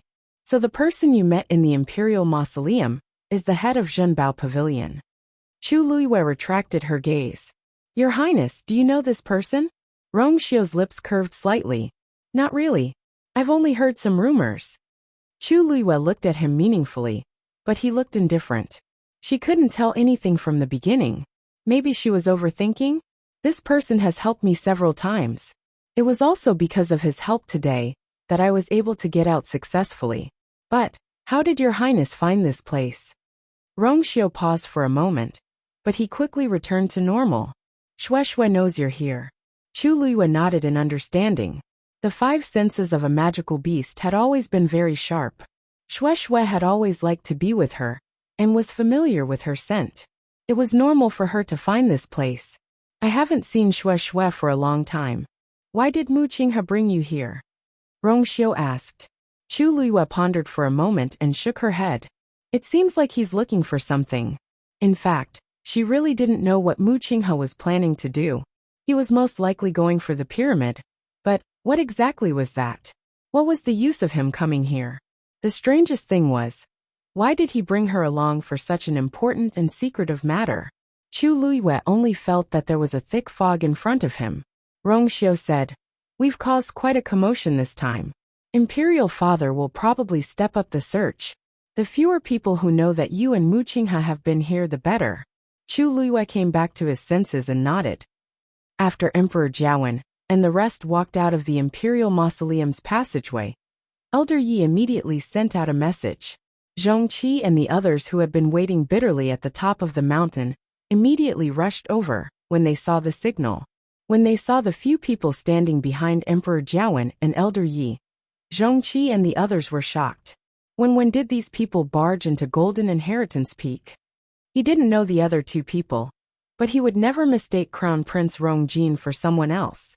However, the Crown Prince, who had always been high-spirited, was now in a very sorry state.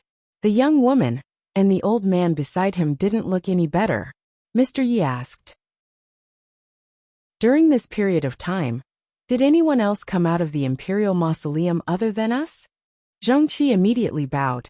I've sent more people to guard Golden Inheritance Peak, but I didn't see any traces of anyone. Emperor Jiawen's face was pale because of the poison, but it was also a little green because of his anger. From now on, keep a close watch.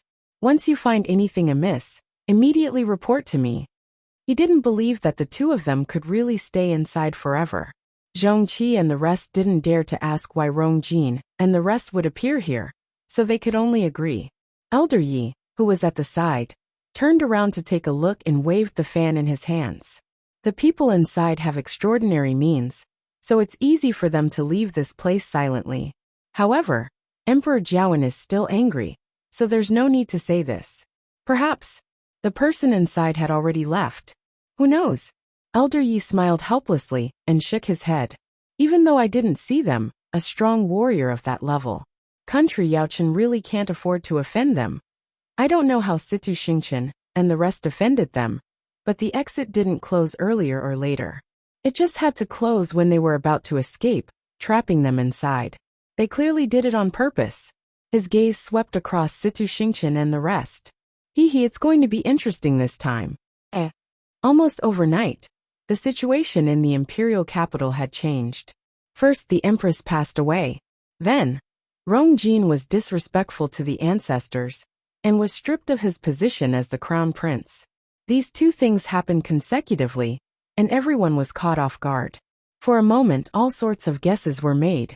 Some people said that the empress and his majesty had been very loving all these years, and her health had always been very good. It was really strange that she suddenly passed away.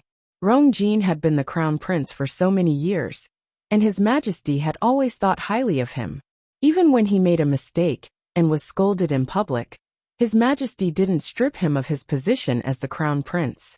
However, right after the empress died, Rongjin was stripped of his position. How could people not be suspicious? Some people also said that the empress was in charge of the harem and looked very harmonious, but quite a few concubines and princes had died in her hands. His majesty couldn't take it anymore, so he finally killed her. Rongjin was implicated, and his majesty hated him. In the end, he was scolded. However, the most ferocious rumor was that the third prince, Rongjio, had something to do with the empress's death. As his birth mother, noble Lady Ying, was harmed by the empress back then, Rongjio had long hated the empress and waited for an opportunity to kill her.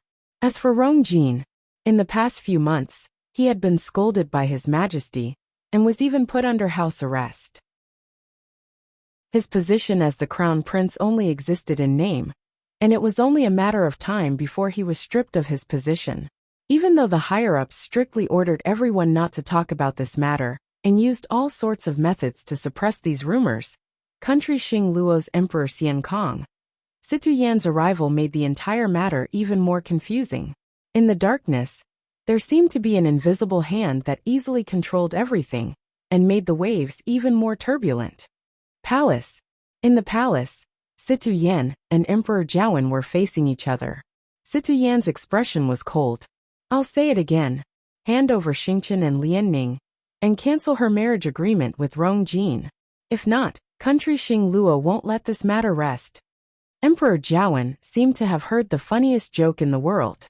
Ha ha ha. Situ Yan, you really have the cheek to say this. You, and that precious daughter of yours. Do you still need me to say what kind of good things you did in private? From start to end, you've always had ulterior motives. Now that the matter has been exposed, you still dare to openly come and ask for them? No wonder Situ Yan kept mentioning the marriage alliance since a long time ago. No wonder he doesn't care about the others and only values Rongjin. Previously, I naively thought that Situ Yan came for Rongjin's position as the crown prince. Now that I think about it, why would he, as country Xing Luo's emperor, Want this? At that time, he was really blinded by lard. When Situ Yin received the news, he already knew that the matter had been completely exposed. Thus, he didn't care at all when he heard Emperor Jiawen say this. I came here just to bring Situ Xingqian away. To think that I painstakingly planned for so long. But I didn't expect Rong Jin to be a fake heaven's chosen son. I don't even know who I'm supposed to vent my anger and resentment on. Does this mean that you're not willing to hand her over? Emperor Jiawen sneered. Hand her over? The two of them are a match made in heaven. Of course, I have to fulfill their wish. Once the Empress's 1-month mourning period is over, I'll let them get married. Mobile users, please browse and read. A better reading experience comes from Love Network.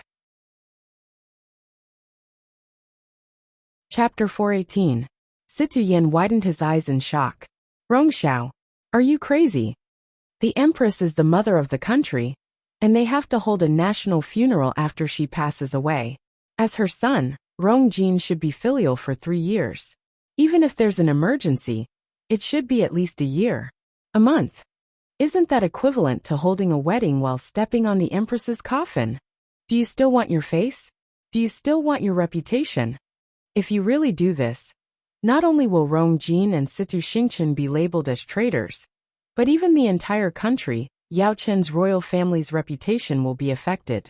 Even if you don't want your face, I still want it. Since he already knew that Rong Jin wasn't the real heaven's chosen son, why would he agree to continue with the marriage agreement? Situ Xingqian was the apple of his eye, and she was the daughter that he doted on the most. How could she marry a useless crown prince like Rong Jin? Wouldn't her entire life be over? Seeing Situ Yan's exasperated look, Emperor Jiawen felt good. This old thing kept scheming, but he shot himself in the foot in the end. I have to get back at him no matter what. You were the one who suggested this marriage. Are you going to break it now? Situ Yan was so angry that his liver hurt. So what if I break it? If we break the marriage agreement right after Rong Jin got into trouble, people will definitely criticize us. Even so, it's better than Situ Xingqian's entire life. Emperor Jiawen leaned against the chair. The things that had happened during this period of time had exhausted him. But now that he saw Situ Yin being angered to such an extent, his mood finally eased a little. There's no room for discussion. The marriage agreement will continue. Situ Xingqian will get married in the Imperial city a month later. Don't worry, Rong Jin is my son after all. I'll definitely let my subordinates handle this wedding grandly. Situ Yan's vision turned black, and he almost fainted. Rongxiao. You. He had made up his mind to keep Situ Xingqian here until the wedding with Rong Jin was over. Rongxiao, don't go overboard. Don't think that Xing Luo is afraid of you. Situ Yin took a deep breath to calm himself down. With a gloomy expression he said, Elder Zhongyi is still in the Star Luo Empire. If he finds out that you did this, who are you threatening? Mockery appeared on Emperor Jiawen's face. Elder Zhongyi is very powerful. But do you think that it'll be enough just because he's here? Don't forget, Elder Zhongyi represents Minghua Tianshan. Situ Yan's eyes were red. If you can invite the people from Minghua Tianshan, can't we? Situ Yan was stunned. Only then did he remember that Rong Xiao had also stayed at Minghua Tianshan for many years. Even though outsiders thought that Rong Xiao was just a sickly person, he had heard Situ Xingqian mention before that Rong Xiao wasn't like what the rumors said. The most important thing was that Rong Xiao had stayed in Minghua Tianshan for so long. If he was willing, he would naturally be able to get a backer. He might even be more powerful than Elder Zhongyi. Using this as a threat was completely ineffective. The veins on Situ Yan's forehead popped up. He had never been humiliated like this before. Rongxiao, do you really want the two countries to go to war? Said Situ Yan in a low voice. Emperor Jiawen looked up, crossed his arms in front of him, and smiled. Situ Yan, do you dare? Your Highness, here's your tea. Come in. Creak. The door was pushed open, and a page boy in gray walked in with a cup of tea. He then carefully placed the tea at the side. Rong Jio was wiping his knife. He was very focused, and he was very serious about every step. This knife was actually just a normal knife, but he had always treasured it. This was because he used this knife when he killed someone on the battlefield for the first time. That was the first time he personally chopped off someone's head. When the knife landed, it could instantly take the other party's life. The sticky and fishy blood splattered all over his face. Many people would have different reactions after killing someone for the first time. Some would vomit, and some would have nightmares. But he didn't. On the contrary, he only felt satisfied. So many years had passed, but this knife was still bright and sharp. "Your Highness, this tea won't taste good when it's cold," reminded the pageboy respectfully. Rongjio paused in his actions and glanced at him. "Please enjoy. I'll take my leave first." After he finished speaking, the servant silently left and closed the door. Rongjio's gaze landed on the cup of tea. He put the knife in his hand to the side, picked up the tea, got up, walked to a bonsai, and poured the tea into it. Then he felt for the bottom of the teacup and gently clicked it. Kacha! An extremely thin layer popped open, and a piece of paper fell out. It turned out that there was an extremely small mechanism hidden at the bottom of the teacup. Even though the piece of paper was very small, the words on it were very clear. "Everything is ready." Rongjio made up his mind. He moved his fingers, and the piece of paper was crushed into powder. He gently raised it, and it disappeared with the wind. Chu Ning was so busy these few days that he didn't even go home. Chu Luyue also didn't return to the academy and stayed at home alone. After the news of the empress's death and the crown prince's dethronement spread, she vaguely had a premonition. Situ Yan's arrival also confirmed her guess. Emperor Jiawen already knew that Rong Jin and Situ Xingqian secretly followed him into the Imperial mausoleum that day. This matter was the last straw that broke the camel's back, and it finally made Emperor Jiawen decide to take action. The Xi family seemed to be implicated as well. Quite a few people were removed from their positions, and some were even sent to jail. Anyone with eyes could tell that this definitely had something to do with the empress. The Xi family didn't resist at all, as they silently accepted everything and kept a low profile. Their position as the leader of the four major families was on the verge of collapse. However, this wasn't what Chu Luyue was most concerned about. She just felt that something was very strange. Since Emperor Jiawen knew that Rong Jin and Situ Xingqian went to the Imperial mausoleum that day, he would definitely follow this clue and find something. The empress's death was most likely related to Situ Xingqian, but until now there wasn't any news.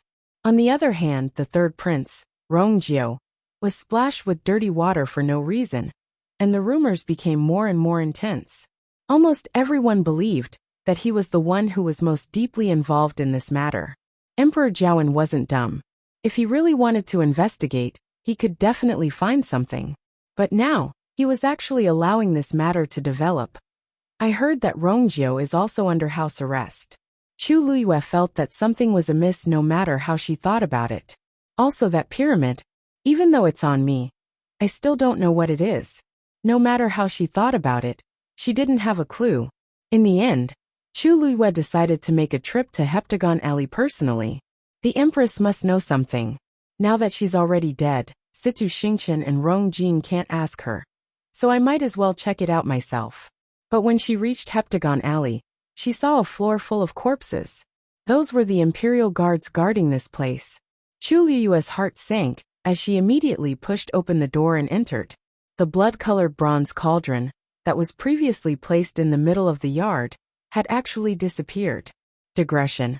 I'm going out in the afternoon, so I'll update later for the rest of the day. Let's all watch it together at night. Mobile users, please browse and read. Chapter 419. The corpse that she saw previously was still hanging in midair, but there was nothing below it. There were traces of a fight in the yard, and a few Imperial guards' corpses. The barrier around Heptagon Alley had also been broken. It was obvious that someone had forcefully broken in. Chu Luyue immediately searched the yard, but she didn't find any useful clues. The only thing she could be sure of was that these people had died less than a day ago. No matter if it was outside or inside, these dead Imperial guards didn't have many wounds on their bodies. All of them had their necks slit, and they were killed in one hit. This was clearly a one-sided massacre. Chu Luyue carefully checked their corpses and gradually knitted her brows. It seemed like the Imperial guards didn't even have time to retaliate.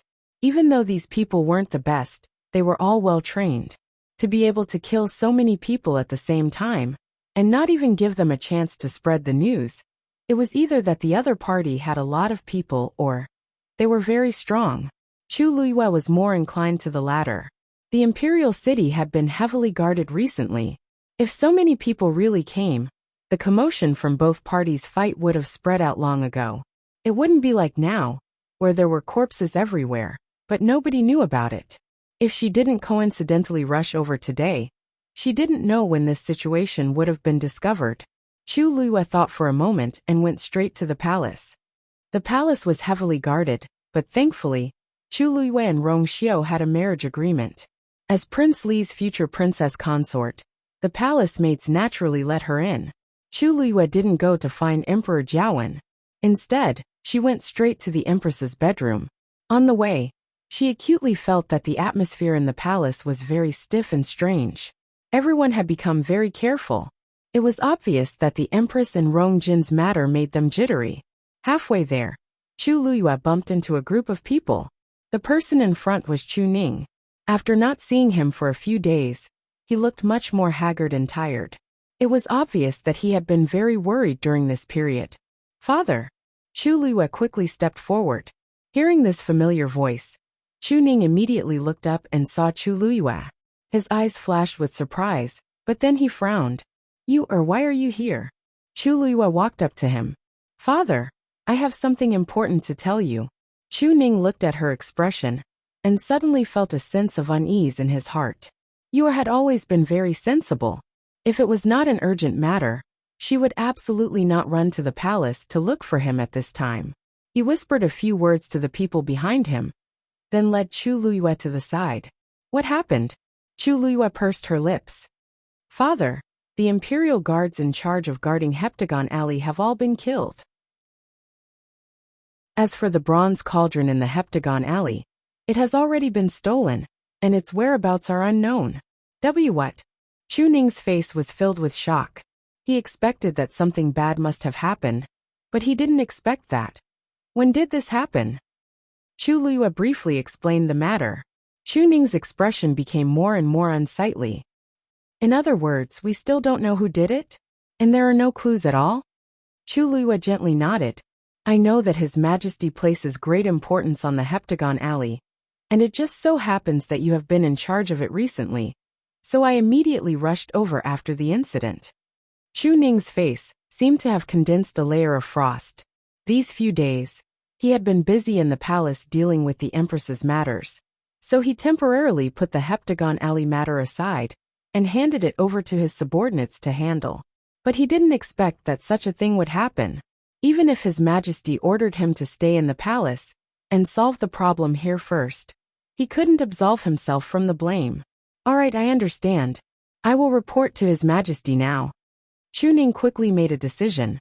His Majesty would find out about this matter sooner or later. Even if he would be punished, he had to take the initiative to face it. You go back first." Chu Luiyue shook her head. "I'll go with you, father.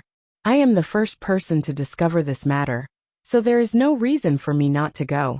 Chu Ning was a little hesitant. "This matter involves a lot of things, and I don't want you to be dragged into it." According to his investigations these few days, he had already faintly felt that the Empress should have played a big game when she was alive. Although she was now dead, the matter was far from over. Especially now. The bronze cauldron in the Heptagon Alley had mysteriously disappeared. No matter how he looked at it, he hoped that Yue could stay out of this matter. Chu Luiyue's lips curved. "From the moment I went to the Heptagon Alley, it was already difficult for me to get away easily. But father, don't worry, I know what to do. I know what to do and what not to do." Chu Ning looked at her with a deep gaze. How could he not know that this was actually her excuse? The real reason was, if she could appear, to a large extent, His Majesty's punishment would be reduced to a large extent. Chu Ning felt a wave of warmth and finally nodded. "All right. Come with me to see His Majesty."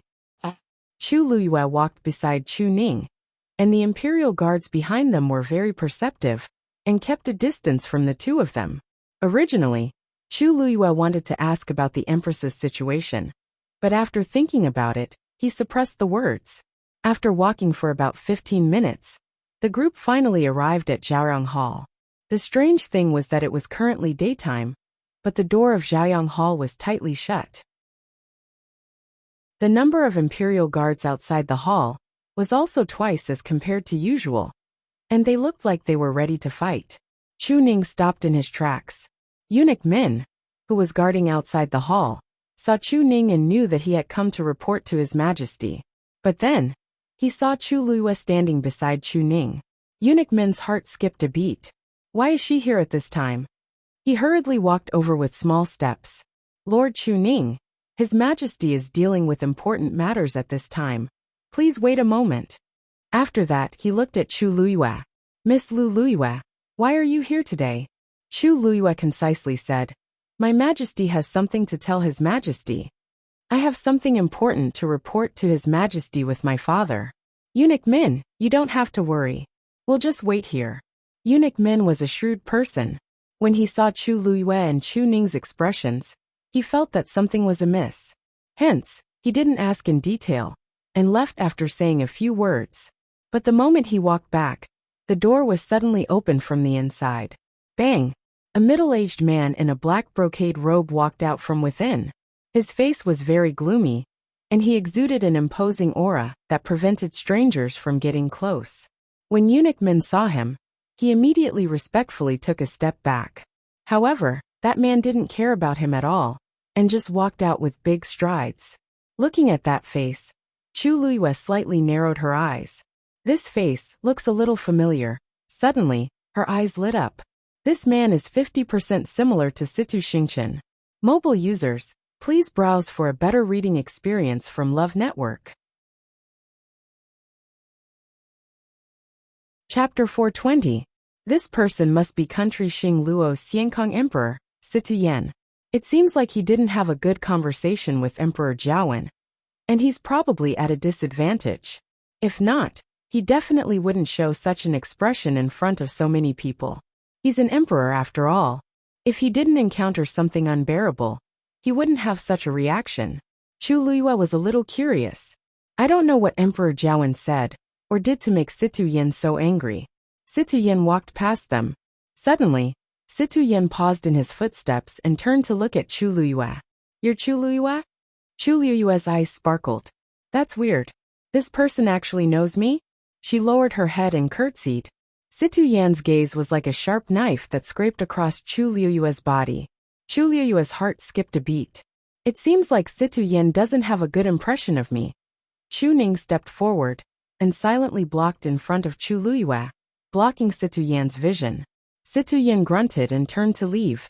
When his figure gradually disappeared, Chu Ning turned around and asked worriedly, Chu Luiyue, when did you offend this person? Chu Luiyue chuckled and shrugged. It's my first time seeing him today. How could I have the chance to offend him? But I did offend his precious daughter. Situ Xingchen? Chu Ning nodded in understanding. Chu Luiyue looked at his relieved expression and asked curiously, Aren't you worried? What's there to worry about? What's there to worry about? Chu Ning snorted. How can his daughter be compared to my Yuer? He vaguely knew that Situ Xingchen seemed to be interested in Rong Xiu, but Rong Xiu married Yuer. Wasn't it obvious why Situ Xingchen treated his Yuer that way? In Chu Ning's eyes, all the women in the world added together weren't as good as his precious Yu. Other things aside, Rong Xiu had excellent foresight. Chu Luiyue was speechless. Why did she hear a trace of pride in his words? Chu Ning is here. Let him in. Emperor Jiawen's voice came from Zhaoyang Palace. Eunuch Min hurriedly said, Your Majesty, Miss Lu Yu is also here. She said that she has something important to report. There was a moment of silence. Then let her come in with us. Chu Ning and Chu Luiyue looked at each other, their expressions turning solemn as they entered Zhaoyang Hall one after another. Upon entering the palace, Chu Luiyue immediately saw Emperor Jiawen, who was sitting at the head of the table. The expression on his face seemed to be better than a few days ago. It was obvious that he had vented his anger at Situ Yan. Lu Yu, you don't come to the palace often. What brings you here today?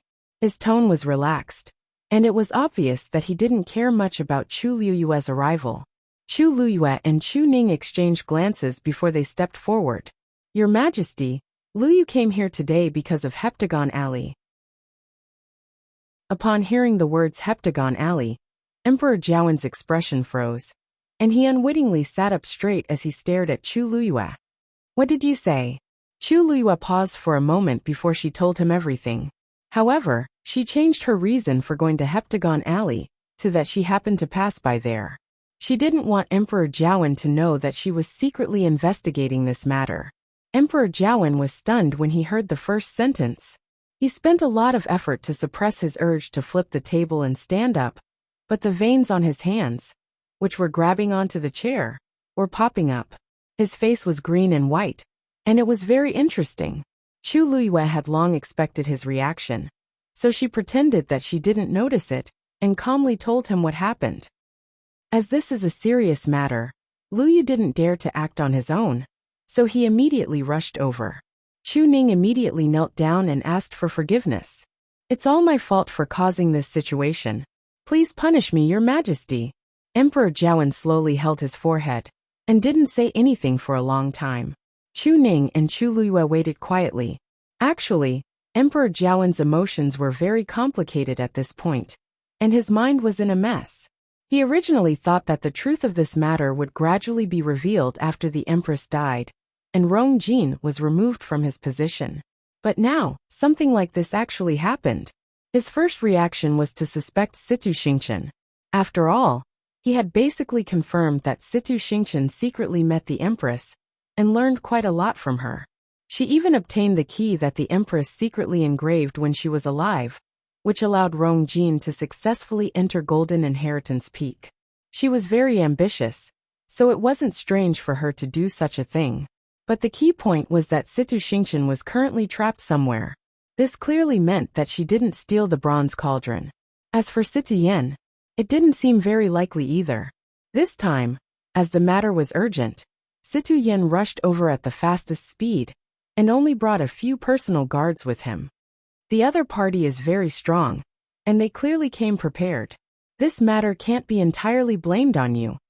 Emperor Jiawen suppressed the ripples in his heart with much difficulty as he slowly spoke. Immediately bring someone to Heptagon Alley, and check if you can find any clues. Once you're done, report to me immediately. Yes. As for Luyu, since you're the first to see it, I'm afraid I'll have to trouble you to make this trip as well. Chu Luyue said, Your Majesty, don't worry. Don't worry, Your Majesty.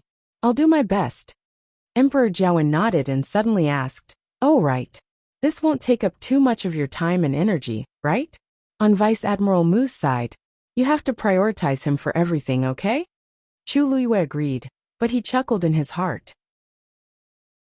Even if we're already in a mess, we still don't dare to easily offend Mu Qinghe.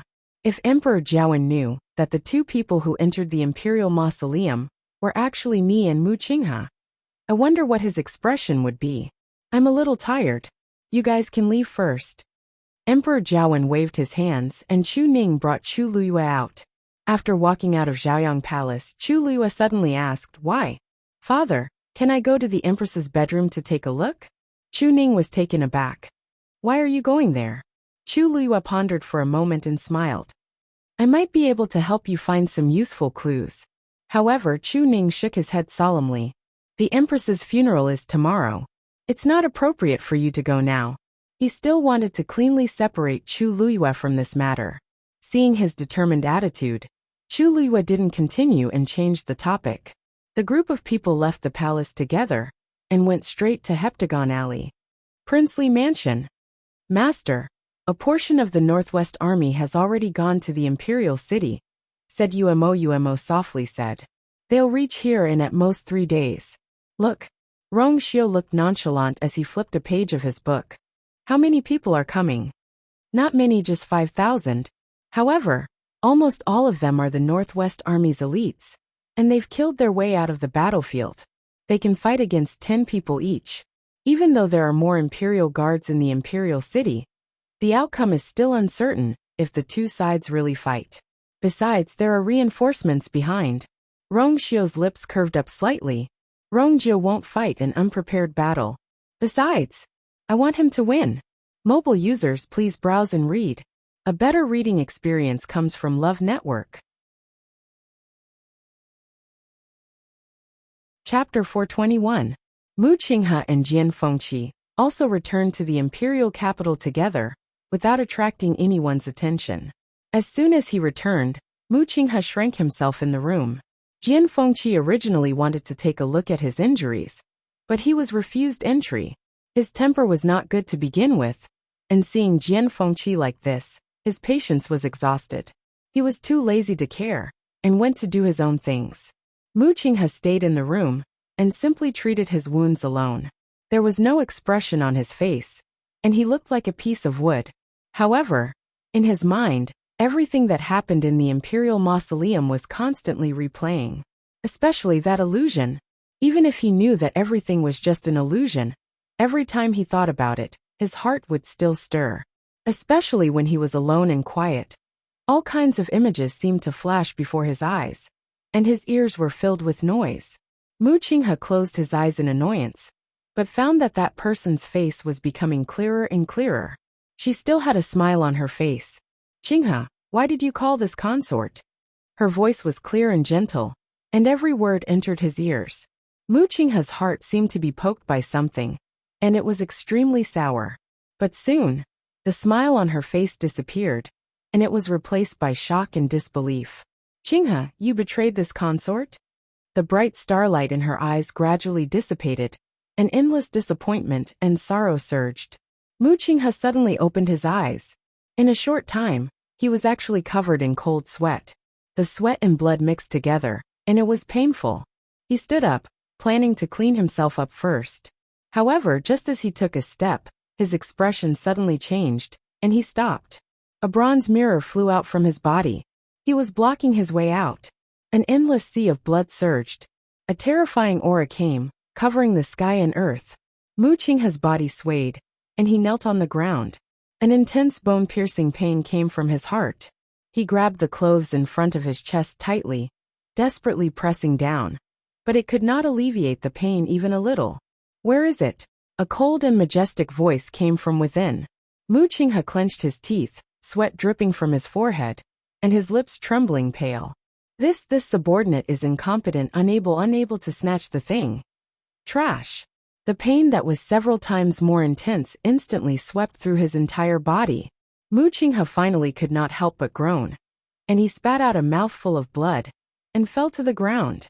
This time, he could not even speak a complete sentence. "But you can't even do one thing that I asked you to do. Mu Qinghe, when did your abilities deteriorate so much? Or, did you do it on purpose?" This subordinate did not. Mu Qinghe's body trembled as he spat out these words with much difficulty. Just with this sentence alone, he had used up all his remaining strength. "You've been outside for long enough. If you don't come back soon, you'll definitely arouse suspicion. So you must return as possible." Even though Mu Qinghe was in extreme pain, he still heard this sentence clearly. But that thing. Since you don't have the ability to snatch it, staying here is just a waste of time. You don't have to care about this anymore. Mu Qinghe's lips trembled. No, he had fought so hard to get this opportunity. How could he just let it go like this? This subordinate knows that it was snatched away by a mysterious person. What mysterious person? Mu Qinghe's words had obviously attracted the other party's attention. That person, this subordinate did not see that person's appearance. But if I see him again, I will definitely recognize him, his aura. Mu Qinghe stammered out a sentence. Please let this subordinate continue. This subordinate will not let you down." At the end, Mu Qinghe was so weak that even his voice could not be heard clearly. But these words were obviously useful. "In that case, I will give you a few more days. If there is no progress, you know the consequences." With that, the bronze mirror quickly disappeared. In the room, only Mu Qinghe was left. He was lying on the ground. His clothes were soaked, and he looked extremely embarrassed. A green shadow appeared beside him. It was Hongyao. It moved to Mu Qinghe's side and rubbed against his face before burying its head in his chest again. It had always been arrogant and noisy, wanting to disturb the world. But at this time, It was unusually quiet, quietly accompanying Mu Qinghe. I'm fine, Mu Qinghe whispered. Hong Yao's wings moved. It looked up at him, wanting to say something but stopped. But in the end it said nothing. Chu Luiyue returned to Heptagon Alley with Chu Ning, but this time, they still did not find anything. When it was over, it was already late, so Chu Ning asked her to go home. Chu Luiyue knew that he had to go back and continue the investigation, but it was really inappropriate for her to follow him, so she did not insist. The night was dark, and the bright moon hung high in the sky. Chu Luiyue sat cross-legged in her room, absorbing the heaven and earth force around her. After breaking through to rank 3 in the Imperial Mausoleum, her strength had obviously improved a lot. But because the advancement was too sudden, she was worried that it would cause her foundation to be unstable. So she focused on cultivating again. Sensing that the aura in her body had stabilized, Chu Luiyue could not help but look at her palm. After the upgrade of the Yuan Meridian, the speed at which she absorbed the heaven and earth force had obviously increased. This would obviously be of great benefit to her future cultivation. What she lacked the most now was time. It turned out that she wanted to wait until she had recovered enough strength before going to the Tianling dynasty to seek revenge on those people. But she did not expect that she would go as a rank 3 warrior. With her level and strength, there would be a lot of trouble when she went there. Suddenly, there was a fluctuation in her dantian. Mobile users, please browse and read. A better reading experience comes from the Love Network. Chapter 422. Chu Luiyue was stunned. Only then did she realize that the fluctuation was actually emitted from the Black Pyramid. A vast and warm power instantly spread towards Chu Luiyue's limbs and bones. Chu Luiyue was shocked. For some reason, the aura contained in this power was very familiar. Chu Luiyue held her breath and focused her mind. She realized that the seal was not broken. After that, she carefully sensed it and finally confirmed that this power did not come from the pyramid, but from the black seal that covered the pyramid. Chu Luiyue was stunned. She had only seen seals that were used to confine power, but she had never seen one that emitted power. Moreover, this power was pure and rich. It was almost rare in the world. Even if she had the Tianjing Yuan Meridian in her previous life, she might not be able to refine such pure and warm power. But now this power was gradually seeping into her body.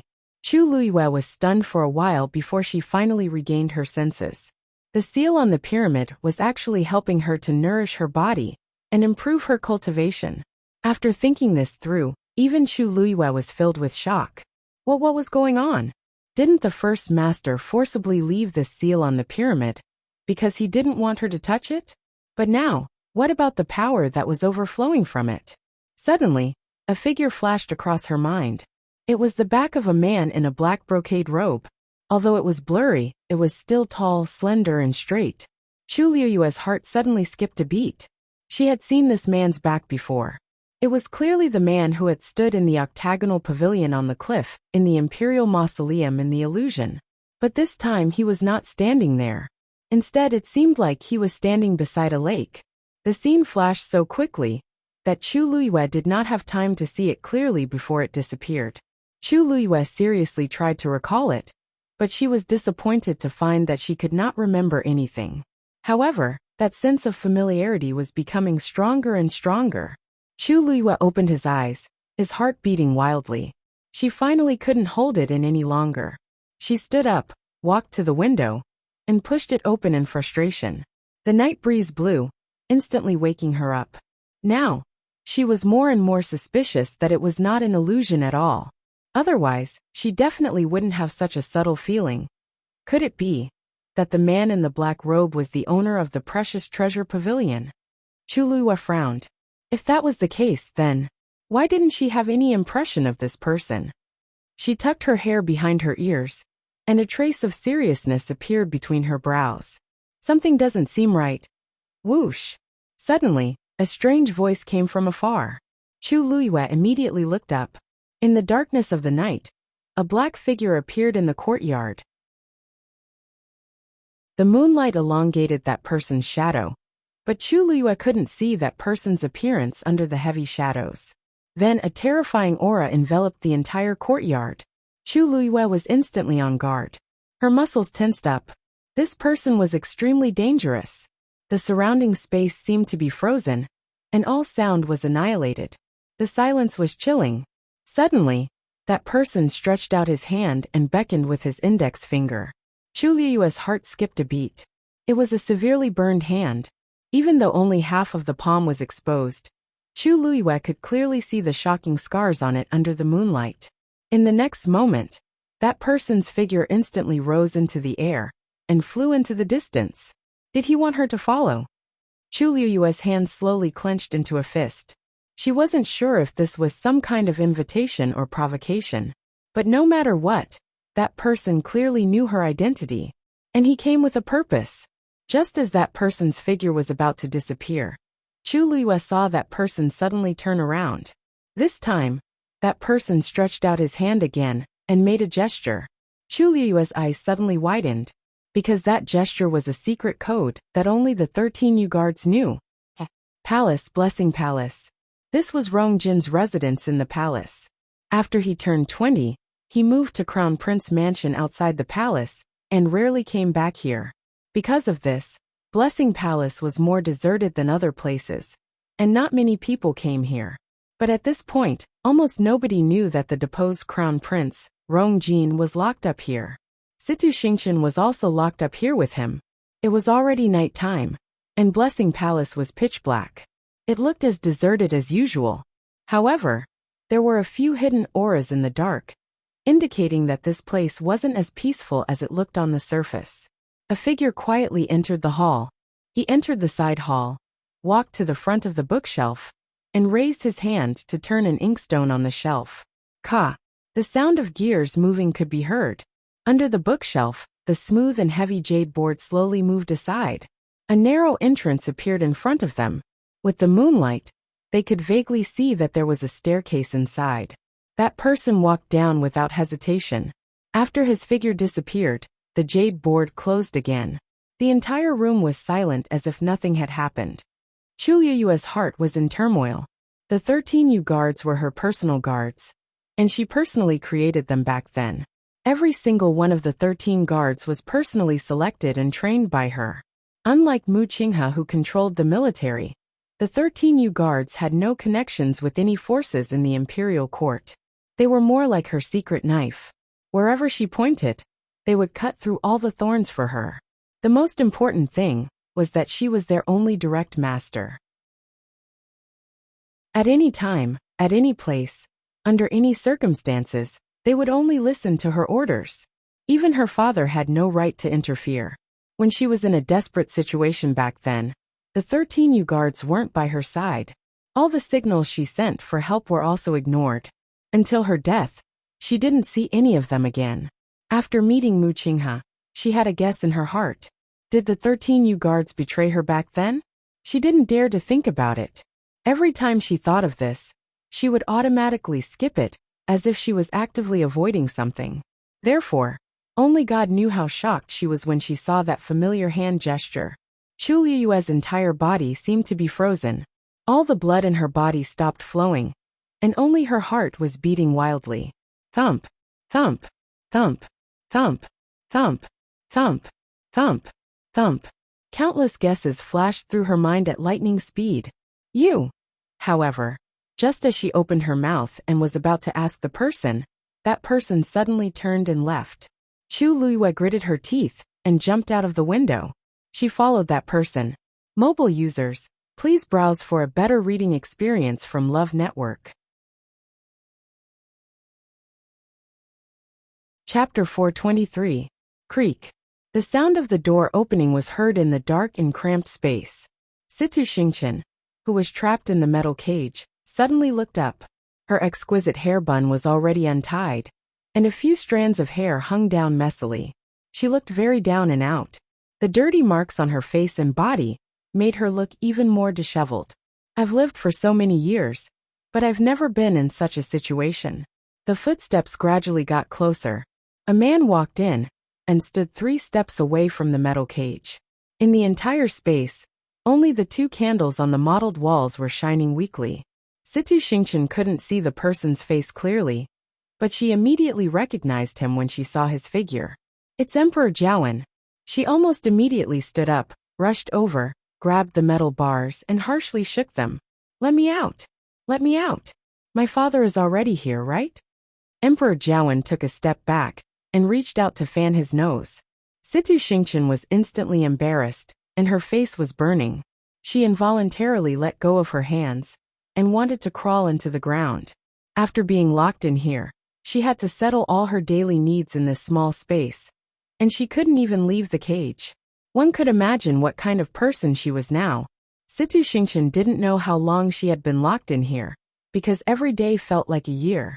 Every second she spent here made her feel like she was one step closer to breaking down. Ever since she was born, she was country Xing Luo's honorable eldest princess. When had she ever experienced such torture? She had already cursed Emperor Jiawen countless times in her heart. If she had the chance, she would definitely cut him into pieces. But at this point, she was still on the other party's chopping board. So she naturally didn't dare to be too presumptuous. Emperor Jiawen sneered. He's here, but he should be on his way back now, right? Situ Xingchen's expression instantly froze.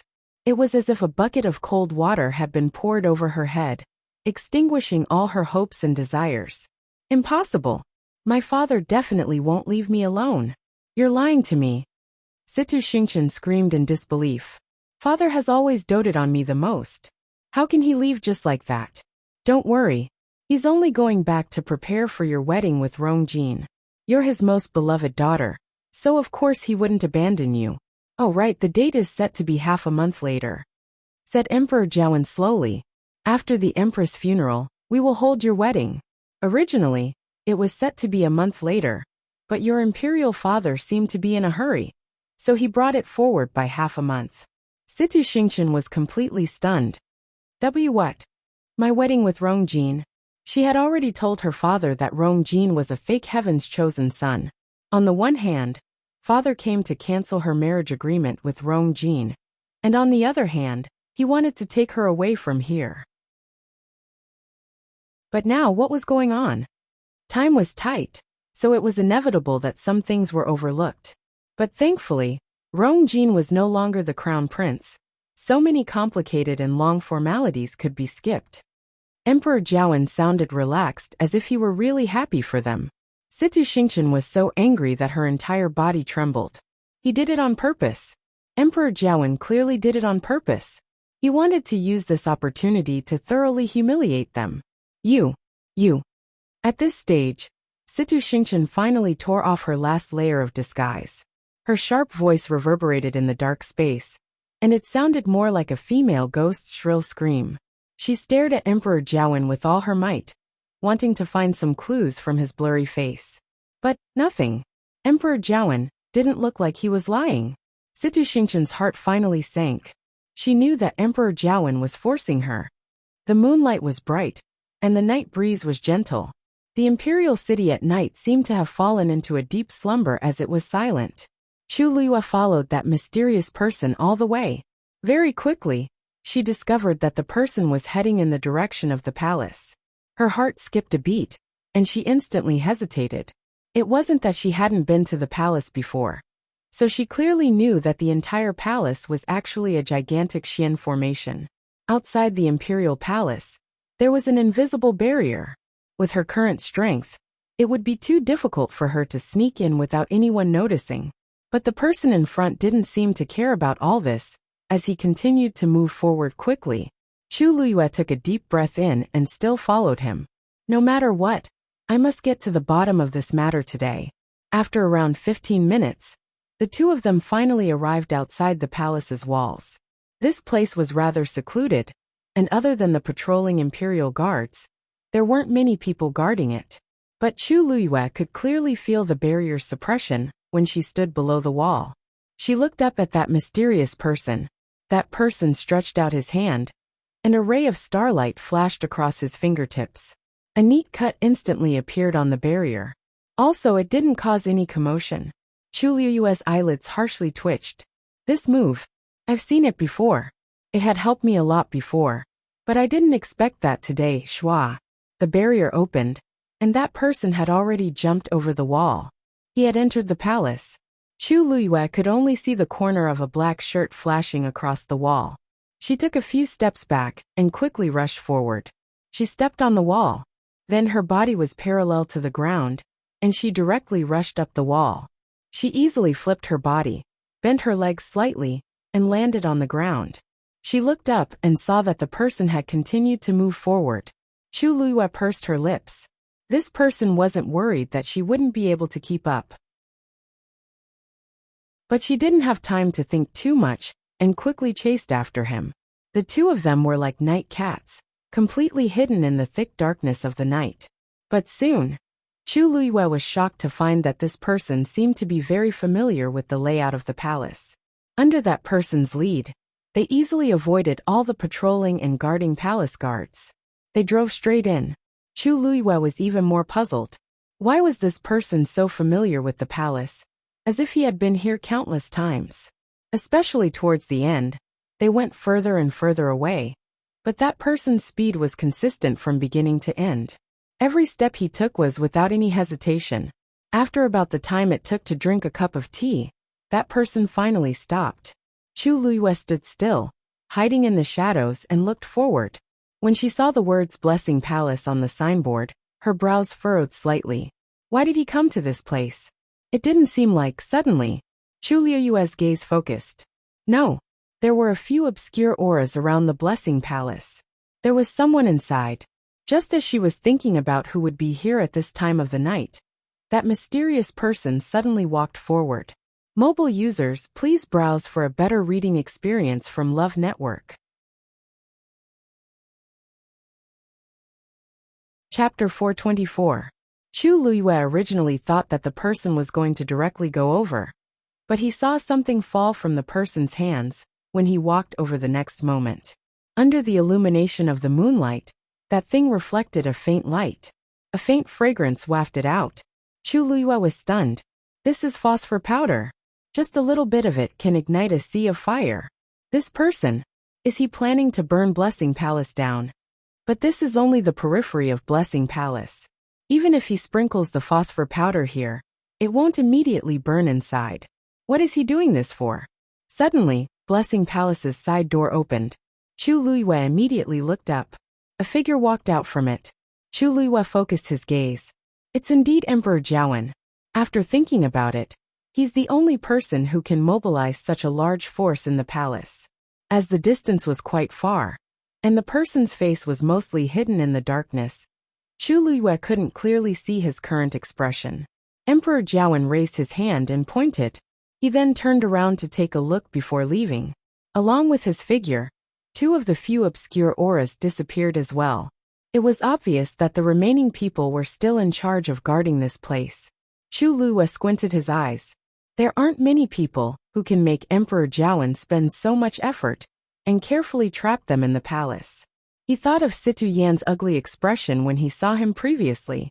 The person who's locked here should be Situ Xingchen. Emperor Jiawen clearly wants to get something out of her. But judging from his previous appearance, there shouldn't be any progress. Chu Luyue looked at the mysterious person in front of him. He must know that Situ Xingchen is trapped here, so he purposely lured her here. But why is he doing this? Without waiting for Chu Luyue to ask, that person silently walked in another direction. His footsteps seemed slow, but they were actually very fast. He also perfectly hit his tracks. If Chu Luyue hadn't been staring at him, he probably wouldn't have been able to recognize his movements. For some reason, she seemed to be able to guess that person's thoughts. So when he gradually approached the Blessing Palace, she obediently stayed where she was. With her current realm, she would only become a target if she went out. Moreover, it would definitely attract the attention of those experts in the dark. Therefore, she might as well not do anything and just wait and see what would happen.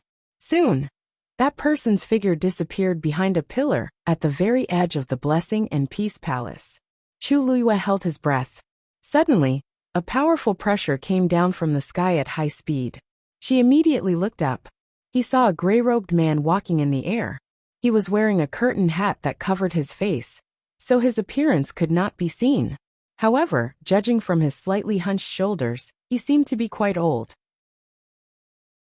The moment he appeared, 3 figures instantly appeared around the blessing palace. The gray-robed old man was surrounded in the middle. Who are you? How dare you barge into Yao Chen's palace? Chu Luiyue squinted her eyes.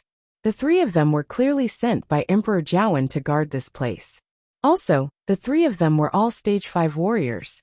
There were only a handful of Stage 5 warriors in the entire country Yao Chen. Yet Emperor Jiawen actually left 3 of them here.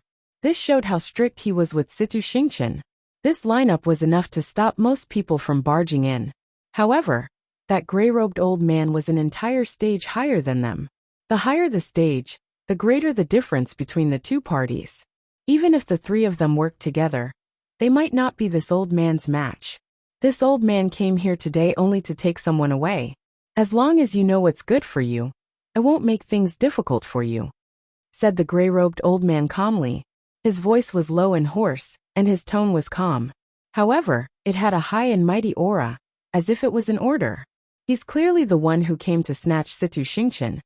Yet he said that he wouldn't make things difficult for the other party. How arrogant. Chu Luiyue thought quickly. This person clearly came for Situ Xingqian. But as for his identity, it's hard to guess. How dare you? Where do you think this is? Do you think you can come and go as you please? The 3 of them were clearly enraged by the old man's words. They looked at each other and rushed forward together. I'll teach you a lesson today. Faced with the 3 people's attacks, the gray-robed old man didn't seem to care at all. He laughed softly and didn't hide his disdain at all. With just the 3 of you? Seeing that the 3 of them were getting closer and closer to him, he didn't move at all. Kill! The 3 forces instantly flew out at the same time. Seeing that he was about to be hit, the old man finally raised his hand. His palm was exceptionally wide, and it was like a fan as it silently landed. A gigantic silver palm print appeared above him. Mountain River Seal, hollered the old man. The silver palm print instantly pressed down. In the next moment, the 3 origin powers actually collapsed and completely dissipated. The violent force spread in all directions. However, at this moment, the old man's palm curled up slightly, and all of the crazy energy turbulence was silently contained. Everything happened silently, but it immediately caused the 3 people's expressions to change. A Stage 6 warrior was actually so powerful? Go! The gray-robed old man gently waved his palm. A terrifying force crazily gushed out from his palm. The gigantic palm print gradually dissipated, and finally, the star turned into a silver ring that kept expanding. Quickly retreat! The 3 of them felt that something was wrong, and immediately wanted to escape. But it was too late. The powerful pressure contained within the silver ring almost made them unable to breathe. All of them were frozen on the spot. No matter how hard they struggled, they were unable to take even half a step away. They could only allow the silver ring to crush their bodies. Puff! One of them couldn't take it and spat out a mouthful of blood. The other 2 weren't any better. Their faces were pale, and they couldn't say a word. Overestimating yourself. The gray-robed old man sneered and moved his palm slightly. You don't. Before the person who struggled to open his mouth could finish his words, a strange light flashed across the silver ring and passed through his chest. Following a muffled sound, his body flew out and fell heavily on the ground. Chu Luiyue became even more cautious and controlled her aura. At the same time, many guesses flashed through her mind. To dare to come here with such fanfare, it was enough to show how arrogant this person was. 1 against 3, and he was actually so relaxed. The gray-robed old man obviously didn't put those people in his eyes. After dealing with them, he went straight for the entrance of the Blessing Palace.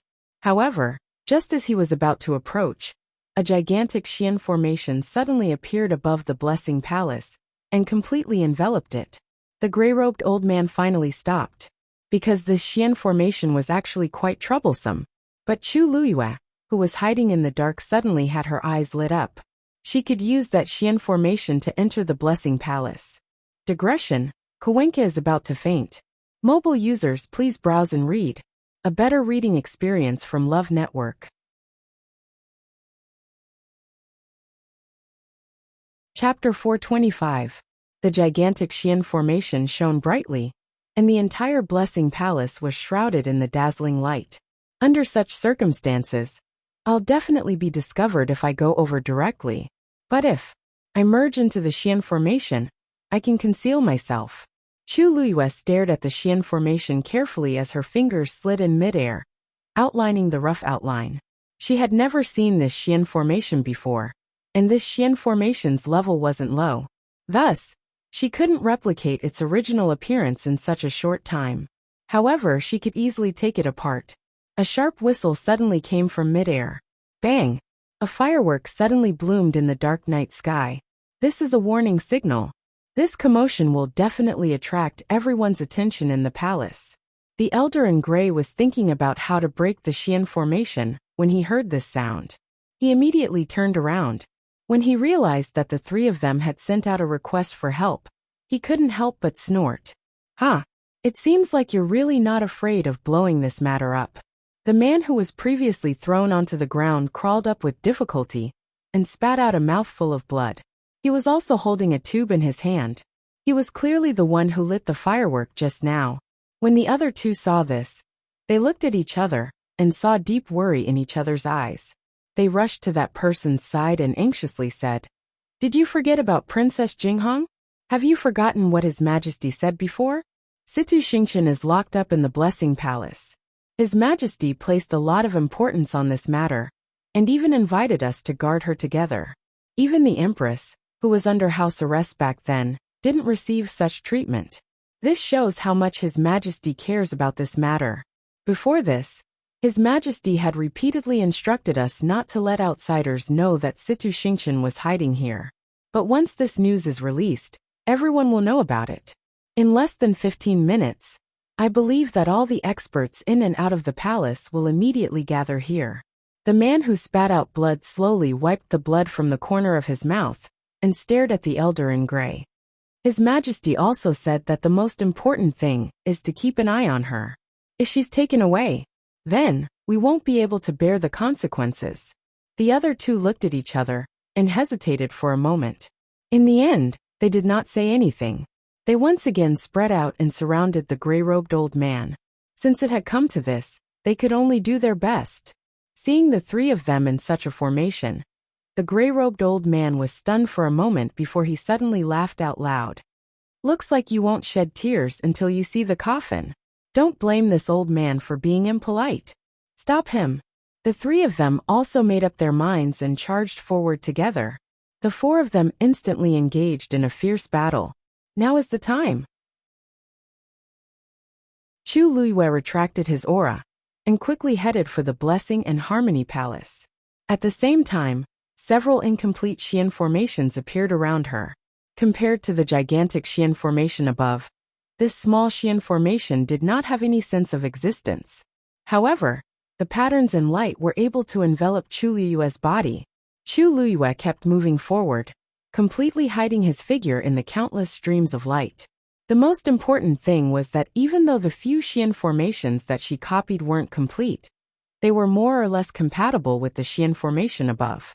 It was precisely because of this subtle compatibility that the Xian formation directly ignored Chu Luiyue's intrusion. Chu Luiyue's path was smooth and unobstructed. She successfully arrived at the side door. Previously, Emperor Jiawen had exited from this inconspicuous spot. Thinking of this, Chu Luiyue silently sneaked in.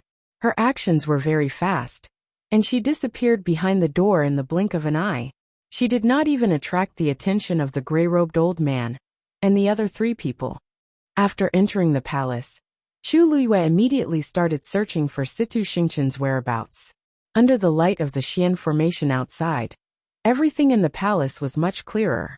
However, Chu Luiyue looked around and did not see anyone. The palace was empty, and there was even a thin layer of dust on the table. This place had clearly been empty for a period of time. Chu Luiyue surveyed her surroundings. Suddenly, her gaze focused, and she looked at the bookshelf on the wall. At first glance, there was nothing wrong with the bookshelf, but the books on it seemed to be placed messily. Even if Rongjin didn't stay here long ago, everything here should at least be placed neatly. Chu Luiyue walked over and touched the bookshelf to look for clues. When she saw the inkstone, she knitted her brows. The inkstone's material was very normal, and the carving was average. It didn't look like something that would appear in the palace. She reached out and touched it before she tried to turn it. Ka! The ground under her feet suddenly moved. A staircase that extended downwards appeared in front of her. Chu Luiyue paused for a moment before jumping in. She walked down step by step. The surroundings were dark and damp, and there was only a faint light when she was very far away. However, other than her, there was no one else around. She silently walked forward. After walking for some time, an exit finally appeared in front of her. An extremely sealed space appeared in front of Chu Luiyue. When Situ Xingqian heard the footsteps again, she thought that Emperor Jiawen had returned. Hence, she didn't even look up. She didn't raise her head and said, "I don't know. No matter how much you ask me, I don't know." "What don't you know?" The clear voice of a woman suddenly sounded. Situ Xingqian's heart skipped a beat, and she finally looked over. Even though that face was blurry, that figure and that voice couldn't be mistaken. Chu Luiyue. She actually came here. Situ Xingqian's mind was in a mess as she clenched her fists tightly, and deep hatred flashed across her eyes. "Chu Luiyue, what are you doing here?" Chu Luiyue walked over, and her eyes were like water as they lightly swept across Situ Xingqian. Her gaze was very calm, but Situ Xingqian felt as if she had been stripped naked. It was extremely embarrassing. "You killed the Empress, right?" asked Chu Luiyue suddenly. Situ Xingqian clenched her teeth. "What nonsense are you spouting? You also let Rong Jin out of Crown Prince Mansion, right?" asked Chu Luiyue again. "No, I didn't." "Why? Did Emperor Jiawen send you to interrogate me?" Situ Xingqian's voice was filled with intense anger. If looks could kill, Situ Xingqian's venomous gaze would have cut Chu Luiyue into pieces. Chu Luiyue's expression didn't change, as if he didn't care about her answer. "What did you get from the Empress? Hand it over." As Chu Luiyue spoke, he stretched out his hand. Situ Xingqian suddenly widened her eyes. How does Chu Luiyue know about this? Chu Luiyue's eyes sparkled. "If you're more honest, I can tell you who the real Heaven's chosen son is." Digression. I'm so sleepy that I can't open my eyes.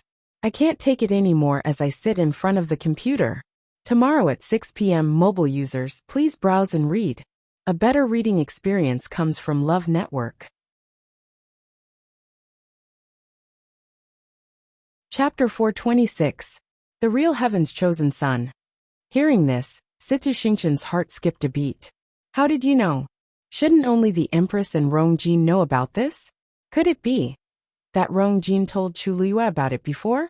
No, why would Rong Jin tell others about such an important thing so easily? Even if he likes Chu Luiyue a little, he wouldn't go to this extent. Besides, Chu Luiyue clearly knows that Rong Jin isn't the real Heaven's chosen son.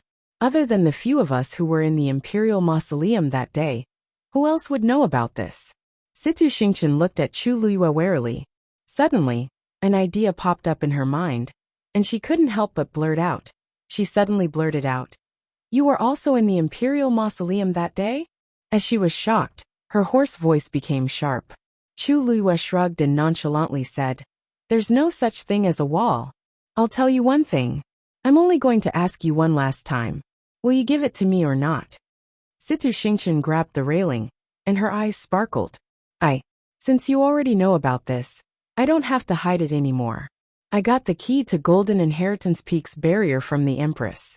Even though the Empress secretly copied it, it can still open the barrier. Besides, I've already given that thing to Rong Jin. If not, how do you think he could enter Golden Inheritance Peak so smoothly? Chu Luiyue raised his brows. When she saw Rong Jin and the rest enter the Imperial Mausoleum with Emperor Jiawen, she had already guessed this point. But this wasn't the main point. "You know that's not what I want," Chu Luiyue lightly said. Situ Xingqian forcefully pretended to be calm, and said without changing her expression, "The Empress only gave me this." "Oh." Chu Luiyue smiled in a seemingly smiling manner. "If it's really that simple, why would Emperor Jiawen use such a huge force to lock Situ Xingqian up? He even specially came here to secretly interrogate her on a dark and windy night." Initially, she didn't think of this, but after seeing Emperor Jiawen, and the terrifying defense around her. She guessed that Situ Xingqian had something that Emperor Jiawen wanted. Judging from Emperor Jiawen's attitude toward Heptagon Alley, he should know the real secret behind it. Hence, he didn't want to get anything out of Situ Xingqian, but wanted to get something. She was just casually bluffing. But judging from the other party's reaction, she was basically certain.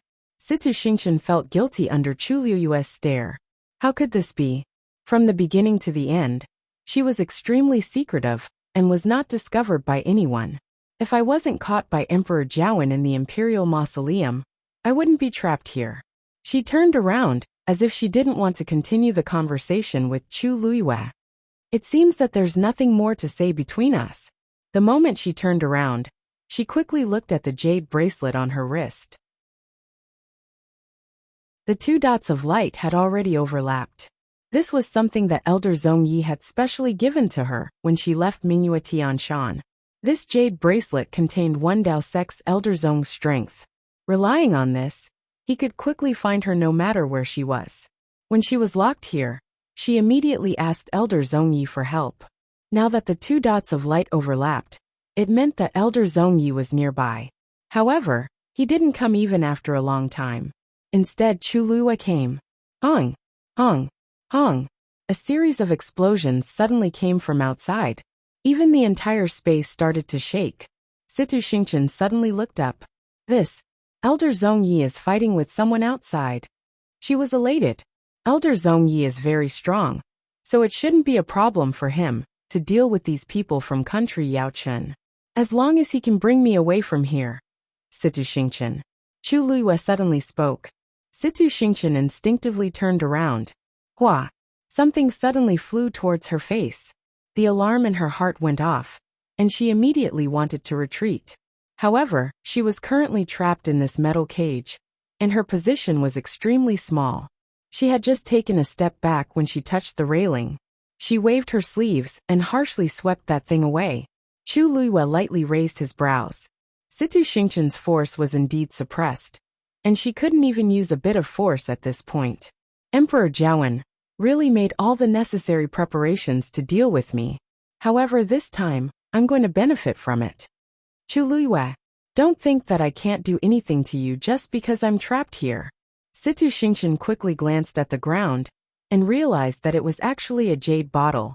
After it landed on the ground, it directly broke, and a green liquid slowly flowed out. Smelling that weird smell, she coldly laughed. You want to poison me with just this small bottle of Qingshui Yang? Qingshui Yang's poison was very strong, but she didn't even touch it previously, so it was completely useless. Chu Liyue's lips curved up into a smile. You're mistaken. I haven't done anything yet. Situ Xingqian was instantly dazed. A silver light suddenly flew out from Chu Liyue's fingertips. It directly splashed into the small puddle of Qingshui Yang. Bang! A light sound was heard, and a ball of purplish-green smoke rose up. Situ Xingqian's face changed drastically, but the next moment, the purplish-green smoke rapidly rushed toward her. She hurriedly covered her mouth and nose. Don't you know that Qingshui Yang's poison will instantly increase by a few times when it comes into contact with dabin powder? Besides, the most convenient thing is that as long as this thing touches your skin, even if it's just a little bit, it will instantly seep into your organs. A terrifying burning sensation came from her hand. Situ Xingqian lowered her head to take a look, and saw that her originally smooth and white skin was actually rapidly drying up. It also had a mottled purplish-green color. It looked very scary. What's going on? What did you do to me? Situ Xingqian screamed in shock. Chu Liyue raised his brows slightly, glanced at her hand, smiled and nonchalantly said, Oh, I see. It seems like you really don't know that the side effect of this poison is that you'll rapidly age, from the outside to the inside. Now it's your hand. Later it should be your face. As he spoke, Chu Liyue shook his head in pity. This is mentioned in the footnote on page 582 of the Celestial Physician's Handbook. As a celestial physician, you actually didn't even read this. Situ Xingqian was furious. The Celestial Physician's Handbook was a very basic medical book, and it was also a beginner's book for all celestial physician. However, there were too many things to remember in it. Who would pay attention to a small footnote? Now the thing that scared her the most was her face. Chu Luiyue, you're really sinister and vicious. Situ Xingchen's hands trembled. If Rong Xiao knows that you're such a vicious woman, he'll definitely regret marrying you. Mobile users, please browse and read. A better reading experience comes from Love Network. Chapter 427. Chu Luiyue chuckled lightly. You're finally admitting it? From the start, Situ Xingchen had been hostile toward her. No matter if it was during the Qing Jiao competition, or when Situ Xingchen framed her for imprisoning Rong Zhen. Situ Xingchen could tell that Situ Xingchen didn't just dislike Situ Xingchen, but she was also jealous and resentful of her. Situ Xingchen's chest seemed to be blocked by something, and she felt so stifled that she was about to explode. She finally couldn't hold it in and harshly scolded her. So what if he is? I've liked him for so many years, but he doesn't even remember who I am. What about you? You're just an abandoned good-for-nothing from a declining family. How can you compare to me? In terms of looks, I'm not inferior to Chu Luiyue. In terms of background, I'm many times better than Chu Luiyue. In terms of my relationship with Rong Xiao, I've been with him at Mingyue Tianshan for so many years. How can Chu Luiyue compare to him? He's always been high and mighty, and keeps all women at a respectful distance. But you, he actually knelt down in front of so many people for you, all for the sake of a marriage agreement with you. I'm clearly the one who understands him the most. Only I'm worthy of him in this world. Situ Xingchen's heart ached every time she thought of this. She didn't understand what was so good about Chu Luiyue, that Rong Xiao was willing to treat her like this. It's as if he gave all his gentleness and love to only one person. Previously, when Rong Xiao sent people to burn the clothes with the cloud embroidery, she still had a sliver of hope in her heart. But later on, everything happened one after another, and they all slapped her in the face. Every time, it made her understand that Rong Xiao cared about this person more than she imagined. Situ Xingchen's hatred for Chu Luiyue also deepened. Chu Luiyue looked at her face, which was contorted from anger and hatred, and lightly smiled. How do you know that he doesn't know? Situ Xingchen's expression suddenly froze. Since you claim to understand him then, do you know why he did this? Chu Luiyue said slowly.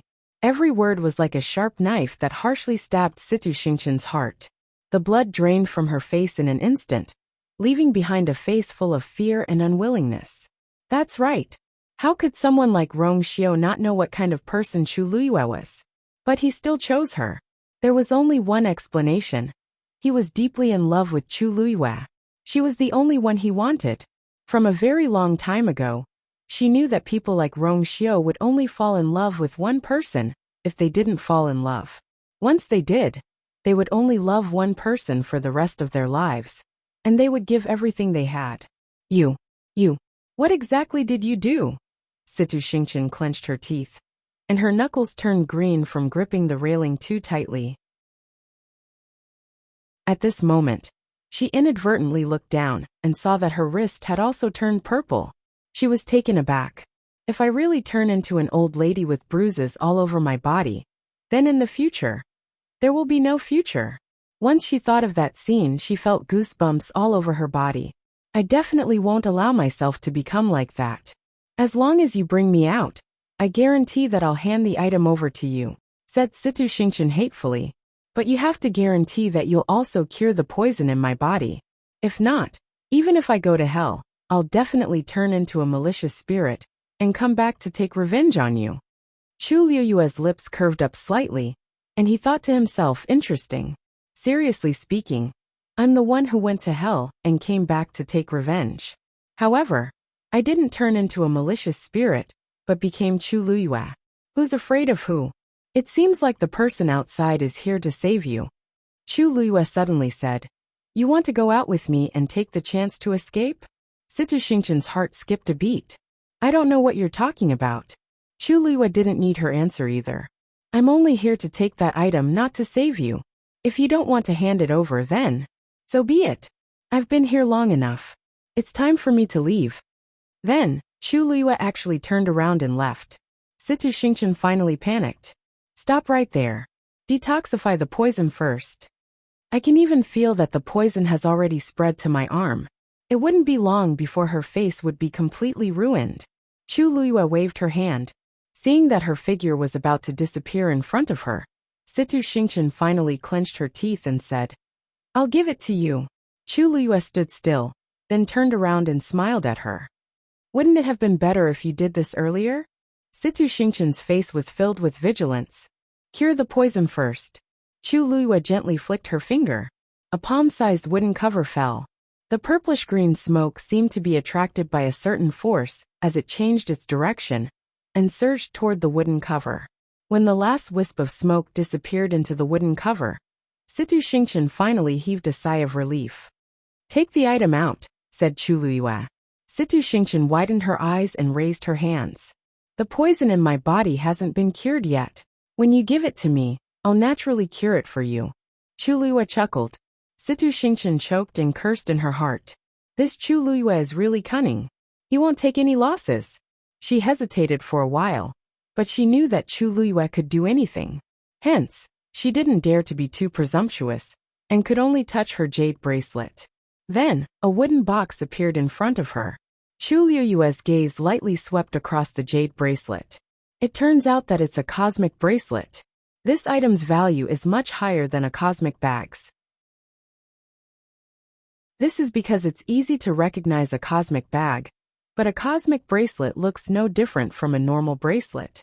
This should be one of the reasons why Situ Xingchen could keep this item intact and not let Emperor Jiawen take it away.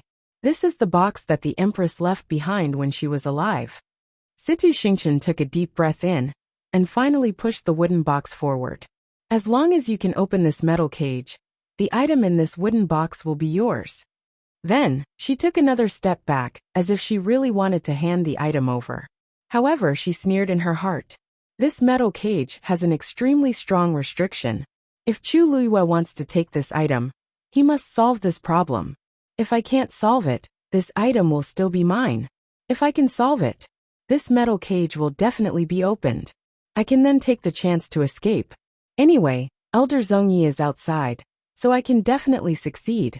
Chu Luyue squinted his eyes as if he had a headache. Situ Xingchen quietly stood there, but she was secretly adjusting her breathing, waiting to deliver a fatal blow at any moment. Suddenly, Chu Luyue lightly said, "Chu Luyue, Dumpling, bring the item over." A red shadow darted out. It directly pounced toward the wooden box. Situ Xingchen knitted her brows and finally recognized it. It was Chu Luyue's blood ferret. The next moment she heard a kacha sound, and a hole suddenly appeared on the metal cage. Mobile users, please browse and read. A better reading experience comes from Love Network. Chapter 428. Situ Xingchen immediately dashed toward the opening. At the same time, she stretched out her hand to snatch the wooden box back. At this moment, Dumpling's figure darted out and directly bumped into the wooden box. The wooden box instantly moved to the side. Situ Xingchen's hand narrowly missed it. Indignance flashed across her eyes, but she didn't hesitate in her actions as she continued forward, planning to leave through the opening. The item in the wooden box is very important, but it can't be compared to my life. As long as I can escape from here, everything will be fine. After I leave, I still have a chance to snatch the wooden box back. However, just as she poked her head out of the hole, a cold wind suddenly attacked her. Bang! Chu Luyue harshly kicked Situ Xingchen's face. Situ Xingchen's figure instantly flew backward and heavily bumped into the metal cage behind her. Taking advantage of this opportunity, Dumpling directly threw the wooden box out. Chu Luyue easily caught it and opened it. Inside the wooden box was a roll of goatskin. An indescribably powerful aura spread out from the top of the mountain. Chu Luyue was certain in his heart. This is it. Pack. Situ Xingchen closed the wooden box again and placed it in her cosmic bag. Her series of actions could be said to be smooth. Situ Xingchen finally recovered her senses at this point. Her mind was buzzing, and her face was in excruciating pain. There was a strong smell of blood in her mouth. She opened her mouth and spat out a mouthful of blood, but she realized that there was actually half a tooth in it. Chu Luyue used all his strength in that kick, so she didn't even have time to avoid it and bumped right into it. Just like that, half of her front tooth was forcefully broken. Situ Xingqian's hands trembled as she touched her face. Her face was filled with sticky and sweet-smelling blood stains. It also quickly became red and swollen. She didn't need to look in the mirror to know how disheveled and ugly she looked. Situ Xingqian's lungs were about to explode from anger.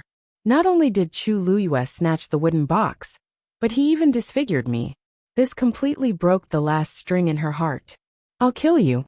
Situ Xingqian rushed toward Chu Luyue hysterically. A silver light flashed and a dagger appeared in Chu Luyue's hand. Then she gently raised her wrist. Chi! A thin blade flew out from the dagger. It went straight for Situ Xingqian's face. Sensing the piercing murderous intent, Situ Xingqian's heart sank, and she immediately dodged. However, with her origin power sealed, and the inhumane torture she had endured these past few days, she was completely exhausted. As a result, her pace was slower than usual. However, Chu Luyue's flying dagger was very fast. The sound of a sharp weapon piercing through flesh could be heard. The flying dagger directly pierced through Situ Xingqian's left shoulder. A bloody hole appeared and blood splattered everywhere. Ah! Situ Xingqian shrieked and collapsed to the ground. She frantically looked at her shoulder and realized that it was still bleeding. That dark red blood quickly dyed a large area of her clothes red. The air was filled with the thick smell of blood, which was mixed with the originally unpleasant smell. It was almost nauseating. Situ Xingqian was just about to stand up when a second flying dagger flew out from Chu Luyue's dagger. This time it was her left ankle. A few pieces of broken bone splattered on the floor. Situ Xingqian was in so much pain that her face was ghastly pale. She couldn't even speak, and could only tremble as she curled up into a ball. Only her eyes were filled with hatred as she stared at Chu Luyue, as if she wanted to cut her into pieces. Chu Luyue never cared about such gazes. Boom! A loud explosion came from outside again. It's time to leave. Chu Luyue turned around and ran outside. Situ Xingqian struggled to get up, but she still collapsed in the end. She could only watch as Chu Luyue's figure disappeared into the darkness. Her chest shook, and she vomited blood again. Chu Luyue, if there's a chance in the future, I'll definitely make her pay back everything that I've suffered today. Situ Xingqian took a deep breath in and bit her index finger. A drop of blood quickly flowed out. She then rubbed the drop of blood on the jade bracelet on her wrist. A faint light flashed, and the drop of blood was rapidly absorbed into the jade bracelet, disappearing without a trace. However, the two overlapping dots of light gradually turned blood red. Chu Luyue went up the stairs, and the moment she jumped out, she felt the terrifying aftermath from outside. She looked outside and shockingly discovered that the previously complete and indestructible Xian formation had a few cracks now. It was on the verge of collapsing. In front, the gray-robed elder was already surrounded by many Imperial guards. At one glance, there were 3 layers inside and 3 layers outside. There were even quite a few corpses piled up at the front. It was obvious that the gray-robed elder killed them all by himself. Chu Luyue knitted her brows. It seems like the gray-robed elder is stronger than I expected.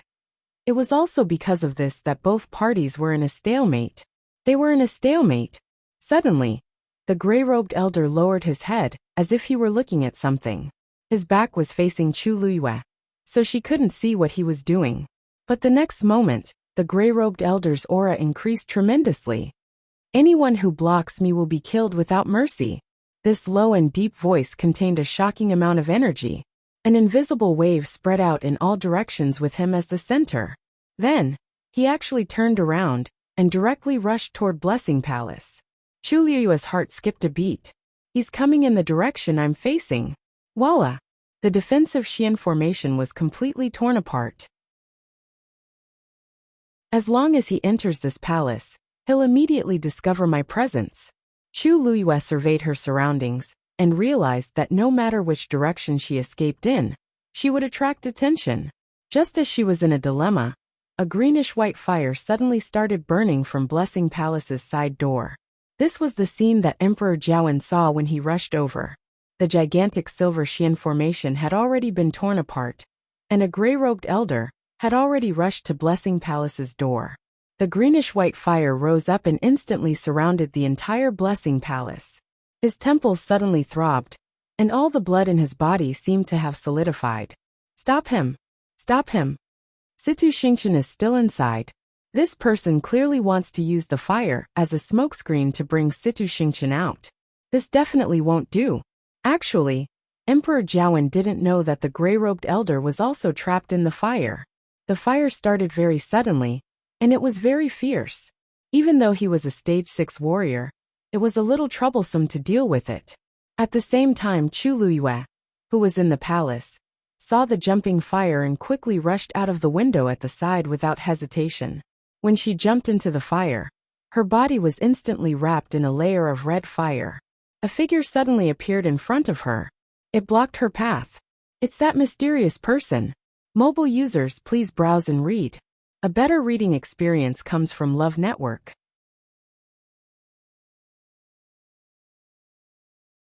Chapter 429.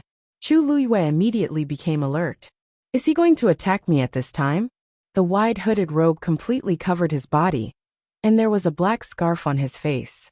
From head to toe, he only revealed a pair of narrow black eyes. Chu Luyue saw that pair of eyes. A strong sense of familiarity surged in her heart. Chu Luyue's pupils constricted. A name was stuck in her throat, as if it would jump out at any moment. He looked at her just like that. His eyes were like a pool of stagnant water without any ripples. However, Chu Luyue instantly understood what he meant. She looked at him and slowly extended her hand. Her fingertips were still trembling slightly, but in the end, she slowly and firmly made a gesture. Finally, the man's expression changed. The next moment, something suddenly flew out of his sleeve. Chu Luyue's eyes flashed with silver light. The next moment, she felt as if her entire body had been dragged into a strange space. Her surroundings were dark, and a strong sense of oppression instantly surged. However, Chu Luyue did not panic. That was because she knew that this was a yuan tool specially used for teleportation, the Heaven's Shadow Ring. This item was extremely precious. Even in the Tianling dynasty, it was a priceless treasure. This was because this Heaven's Shadow Ring only needed to inject a small amount of force into it to instantly teleport a person from one place to another. According to the distance of teleportation, it was divided into different grades. The higher the grade, the rarer it was, and the safer it was. Chu Luyue had this before, so she was quite familiar with it.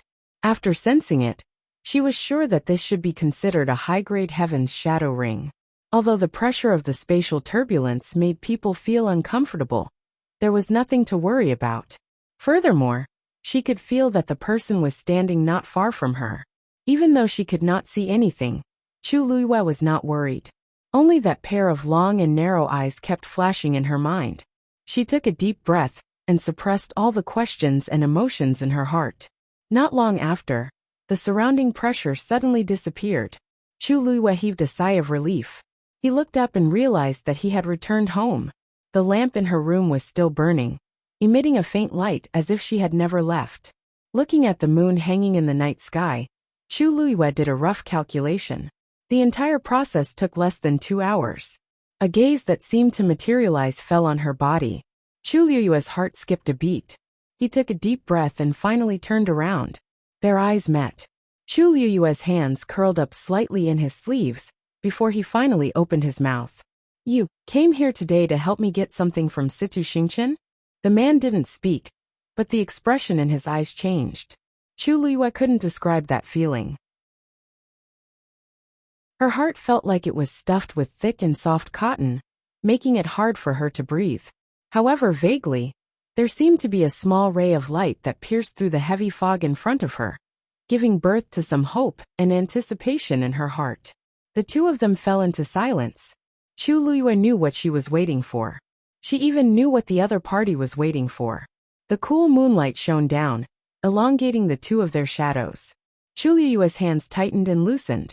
She actually started to sweat in this cold night. After a while, she opened her mouth. Her throat was dry from nervousness. At the foot of the southern mountains, every word and sentence was spoken clearly and clearly. That originally clear voice had become slightly hoarse at this moment, and it carried a faint bitterness and deep yearning. The man's gaze finally stirred up a huge storm. He finally opened his mouth and said his first sentence of the night. 13th, you return. The next moment, he lifted his clothes and knelt on one knee. His right hand was tightly pressed against his left chest. Empress concubine, receive a bow from Chi Han. It's him. It's really him. Even though she had already guessed his identity, when she heard it with her own ears and confirmed it herself, her heart still beat wildly. It was as if a flame had spread from the bottom of her heart, causing her entire body to burn. Everything around her suddenly became blurry, and only the figure of the person in front of her became clearer. Chu Luyue had fantasized many times about whether someone would see through her appearance and see through her true identity. She thought of many people, but she didn't expect it to be the 13 Yu guards. Furthermore, it was at this time and in such a place. At the foot of the southern mountain, the 13 Yu guards had returned. This was the secret message between her and the 13 Yu guards. Other than them, no one else knew about it. Therefore, when Chu Luyue said the first half of the sentence, it was equivalent to admitting her identity. She closed her eyes and turned to walk into the house. Come in and talk. Yes. Chu Luyue walked into the room, and Chi Han followed behind. After locking all the doors and windows and making sure that no one would notice anything unusual, Chu Luyue sat down on the stool. She looked up and saw Chi Han standing at the side with his back straight, but his eyes were still looking at her from time to time. Obviously, Chi Han's doubts and shock about this were no less than hers. Chu Luyue lifted her chin. Sit. Chi Han immediately said. Thank you, Your Highness. Chi Han can just stand. Chu Luyue finally couldn't help but laugh. After not seeing each other for so long, things had changed, but Chi Han's personality hadn't changed at all. Sit. I'm no longer your master. You don't have to be restrained. Chi Han immediately knelt down again. The 13 Yu guards will always only have you as their master. He paused and lowered his voice. Don't tell me, you don't want us again this time? Chu Luyue felt a lump in her throat. When did I not want you? Get up first. However, Chi Han was very stubborn. You haven't returned for so long. I have to kneel a little longer to make up for this period of time. Chu Luyue couldn't help but laugh, but her eyes were red. If you don't get up, you can go back now. Chi Han hesitated for a moment, then got up and stood at the side with his back straight. After pausing for a moment, he said, After you left, this subordinate had nowhere to go. Chu Luyue turned her face away and held back the tears in her eyes. After a while, the waves in her heart calmed down. Tell me, how have you all been in the past year? How did you find this place? Chi Han said. Actually, before you got into trouble, we already sensed that something was wrong and planned to go back. But on the way back, a few groups of people appeared and tried to kill us. By the time we rushed back, you had already. More than half of the ancestral hall had been burned. Chu Luyue was stunned. So you went back that day? Chi Han nodded. It's all my fault for being too incompetent and being too late. Chu Luyue suddenly thought of something. What's with the burn on your hand? Chi Han paused for a moment. It was burned that day, wasn't it? Chu Luyue asked. Looking at Chi Han's silent expression, her heart suddenly skipped a beat. Take off your face scarf. Mobile users, please browse and read. A better reading experience comes from Love Network.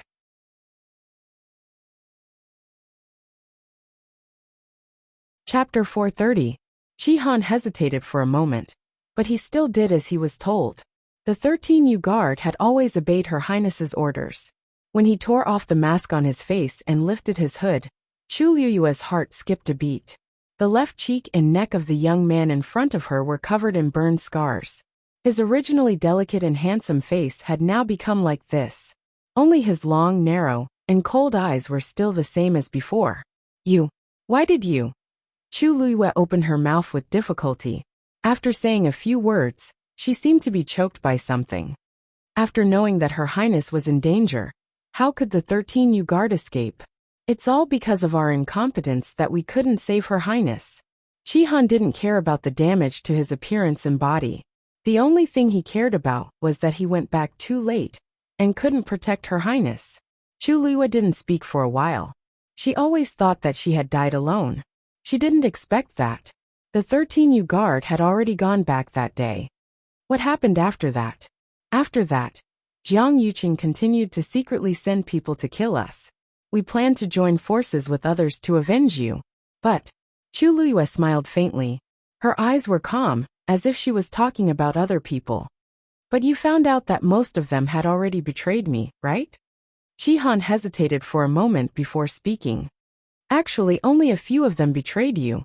But, because some of them had important identities, things were a little tricky. Plus, we were just your personal guards and didn't have much say so. Chu Luyue nodded in understanding. Even if Chi Han didn't say it, she could roughly guess what had happened back then. It's really difficult for you to do all this. What happened after that? Jiang Yuqing and Sheng Guanwan wouldn't let the 13U guard off so easily. They would definitely kill them all. How are the rest of the 13U guard? Chi Han clenched his fists. Don't worry, the others are fine too. Chu Luyue's mood improved a little. Now the 13U guard was one of the few people she could trust. That's good, that's good. However, Chi Han, why did you leave Heaven's Canopy alone? How did you find me? This was what Chu Luyue was most curious about. Even she herself felt that reincarnating in someone else's body was too ridiculous. How did Chi Han find her? Furthermore, from the looks of it, it was clear that he already knew about it. Most likely, he came here today to seek confirmation. Your Highness, it's not just me. The other members of the 13U Guard are no longer in the Tianling dynasty. A month after the fire in the Imperial Ancestral Hall, Jiang Yuqing framed us for treason and said that it was because he heard about what we did that you went crazy during your cultivation. After that, he issued an arrest warrant for us. After discussing with the 13U guards, they left Heaven's Canopy together. Chu Luyue's expression turned even colder. Jiang Yuqing has gone too far. Not only did he force her into a dead end, but he also framed the 13U guards. After she died, with Sheng Guanwan's help, he could almost do whatever he wanted in the Tianling dynasty. Under such circumstances, the 13U guard's choice to leave was the best choice. Actually, you don't have to leave Heaven's Canopy even if you leave the Tianling dynasty. Each of you is very powerful. It's a waste of your talents to go outside. Chu Luyue felt that it was a pity. Chi Han shook his head. Your Highness, you don't know.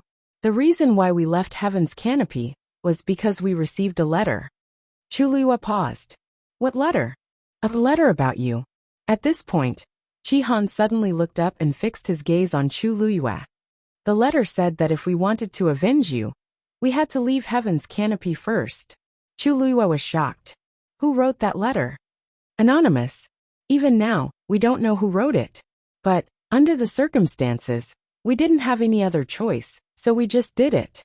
What? Chu Luyue was shocked. It's just a letter, and you actually believed it and did it? The 13U guards were carefully nurtured by her. Each of them was powerful and cautious. Why would they make such a choice because of a letter? Wasn't this too careless? Chi Han's expression became a little strange. Because the handwriting in the letter is exactly the same as yours. Most importantly, there's a token of yours in it. Chu Luyue almost thought that she had misheard, and immediately frowned. Many people had seen her handwriting before. It was not impossible for someone to imitate it. The 13U guards would not believe the words in the letter just because of the similar handwriting. In that case, the token in the letter became extremely important and had a decisive effect. What token? A feather of the 9-colored heavenly pheasant. Chu Luyue suddenly stood up. The 9-colored heavenly pheasant was her fiend back then.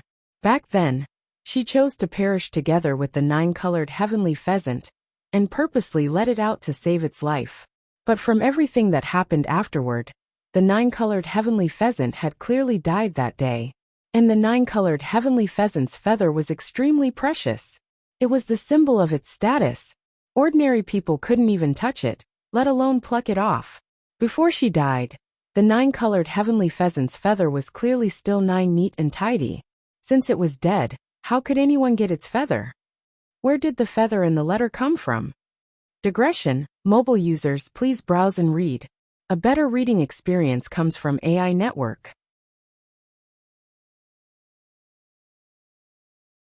Chapter 431. In the entire Tianling dynasty, she was the only one who had a 9-colored heavenly pheasant. The 13 new guards had followed her for many years, so they definitely wouldn't be mistaken. It was because of that feather that we believed the words in the letter. And, from then on, we always thought that you were actually still alive. Chu Luiyue didn't know whether to laugh or cry. If she was dead, she was indeed still here. If she was alive, she had actually just woken up a few months ago. So, after leaving Heaven's canopy, we split up and secretly searched for your whereabouts. This time, it was also because this subordinate had inquired about some information that caused me to have some doubts about your identity. Chu Luiyue nodded in understanding. So, when you came just now, you deliberately made that gesture? Yes. You're so sure that it's me. Looking at Qi Han's confident look, Chu Luiyue couldn't help but laugh. Qi Han said honestly, I heard that Mu Qinghe was here, so I followed her on purpose. Chu Luiyue's smile froze. At first, I just wanted to know why she stayed here for so long. Later, I realized that something seemed to be wrong, so I started to secretly investigate you. Qi Han made it sound simple, but he had actually made ample preparations before coming here. Before he came, he already had a lot of confidence in his heart. Whether it was the astonishing talent of cultivating all 3 skills, or the extremely similar expression in her eyes, he couldn't help but think more. But most importantly, especially when I saw that you brought a gift for Hong Yao that day, and Hong Yao's attitude toward you was so familiar, I was certain of my guess. Chu Luiyue was stunned. You know all this? Qi Han nodded honestly. Chu Luiyue. She actually didn't notice at all. Although her current strength couldn't be compared to before, her sensitivity and reaction had always been good. In the end, Qi Han had secretly investigated her for so long, but she actually didn't notice at all. After a long silence, Chu Luiyue finally said faintly, It's been a while since we last met. I haven't seen you for more than a year, but your hiding skills have improved. A suspicious shade of red flashed across Qi Han's unburned face. Your Highness is too kind. 7 Coldness still had a lot of shortcomings. Chu Luiyue. This brat really thought that it was praising him. However, looking at his scarred face, Chu Luiyue felt distressed. If everything was still fine, is there a way to remove your scar? Qi Han was stunned. He didn't expect her to suddenly change the topic. He touched his face and said, Actually, this is quite good. Many people can't recognize my identity, so it's much more convenient to do things. Chu Luiyue suddenly thought of something. Wait, could it be because that flame was mine? At that time, she was inconsolable, so she simply chose to self-destruct. She wanted to perish together with Jiang Yuqing and Sheng Guanwan, so she released all the power in her body and burned it. How terrifying is the power of the fire produced by the Tianjing Yuan meridian? If not, it wouldn't have been able to give the 2 of them such a harsh blow. I just didn't expect it to implicate Qi Han. Normal herbs can't heal this kind of scar, because the Tianjing Yuan meridian's power must have been left inside. If I can heal my Tianjing Yuan meridian, I might be able to easily solve this problem. Chu Luiyue rubbed her glabella. Okay, since you're done talking about this, tell me who told you about Situ Xingqian and asked you to come, right? 7 Stars' body froze. At the same time in the palace, Blessing Palace was completely surrounded by greenish-white flames. The flames shot up to the sky and almost lit up half of the night sky. The Imperial guards and a few strong warriors outside were all trying to barge in. However, the fire produced by the phosphor powder was very strong, so normal water was useless. Seeing that the fire was getting bigger and bigger, the crowd became increasingly anxious. Emperor Jiawen stood at the side, and no matter how the crowd persuaded him, he refused to leave. The bright and scorching fire shone on his face, making his face look even darker. Your Majesty, don't worry. We've set up a Xian formation around Blessing Palace again, and it's heavily guarded. Anyone who comes out from there won't be able to escape successfully. Chu Ning, who rushed over later, tried to persuade him. Emperor Jiawen placed his hands behind his back and didn't say anything as he stared at Blessing Palace closely. No one knew what he was worried about.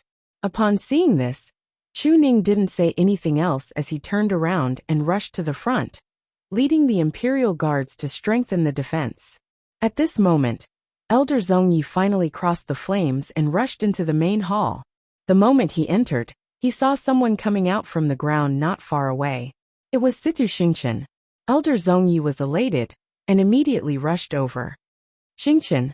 When Situ Xingqian heard this familiar voice, she immediately looked up. Elder Zhongyi. Elder Zhongyi then saw the bloodstains on her face and body, and his expression changed drastically. What happened to you? When he walked closer, he then realized that not only was Situ Xingqian's force sealed, but her shoulders and ankles were also injured. At this moment, she couldn't even walk normally. Situ Xingqian's eyes were bloodshot and filled with deep hatred. It's Chu Luyue. She was the one who stole my things and injured me to this extent. Elder Zhongyi, you must avenge me. Elder Zhongyi's heart ached terribly. Don't worry. When we get out of here, I won't let her off. Situ Xingqian was suddenly stunned and suddenly grabbed his shoulders. No. She just came out from below. You should have seen her. Mobile users, please browse and read. A better reading experience comes from Love Network.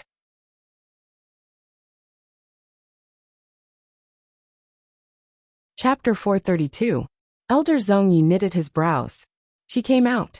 But I didn't see anyone just now. An ominous feeling rose in Situ Xingqian's heart. You really didn't see her? Then what about now? Is she still hiding somewhere here? This place has already become a sea of fire. With her own abilities, how can Chu Luyue successfully escape from this place without a sound?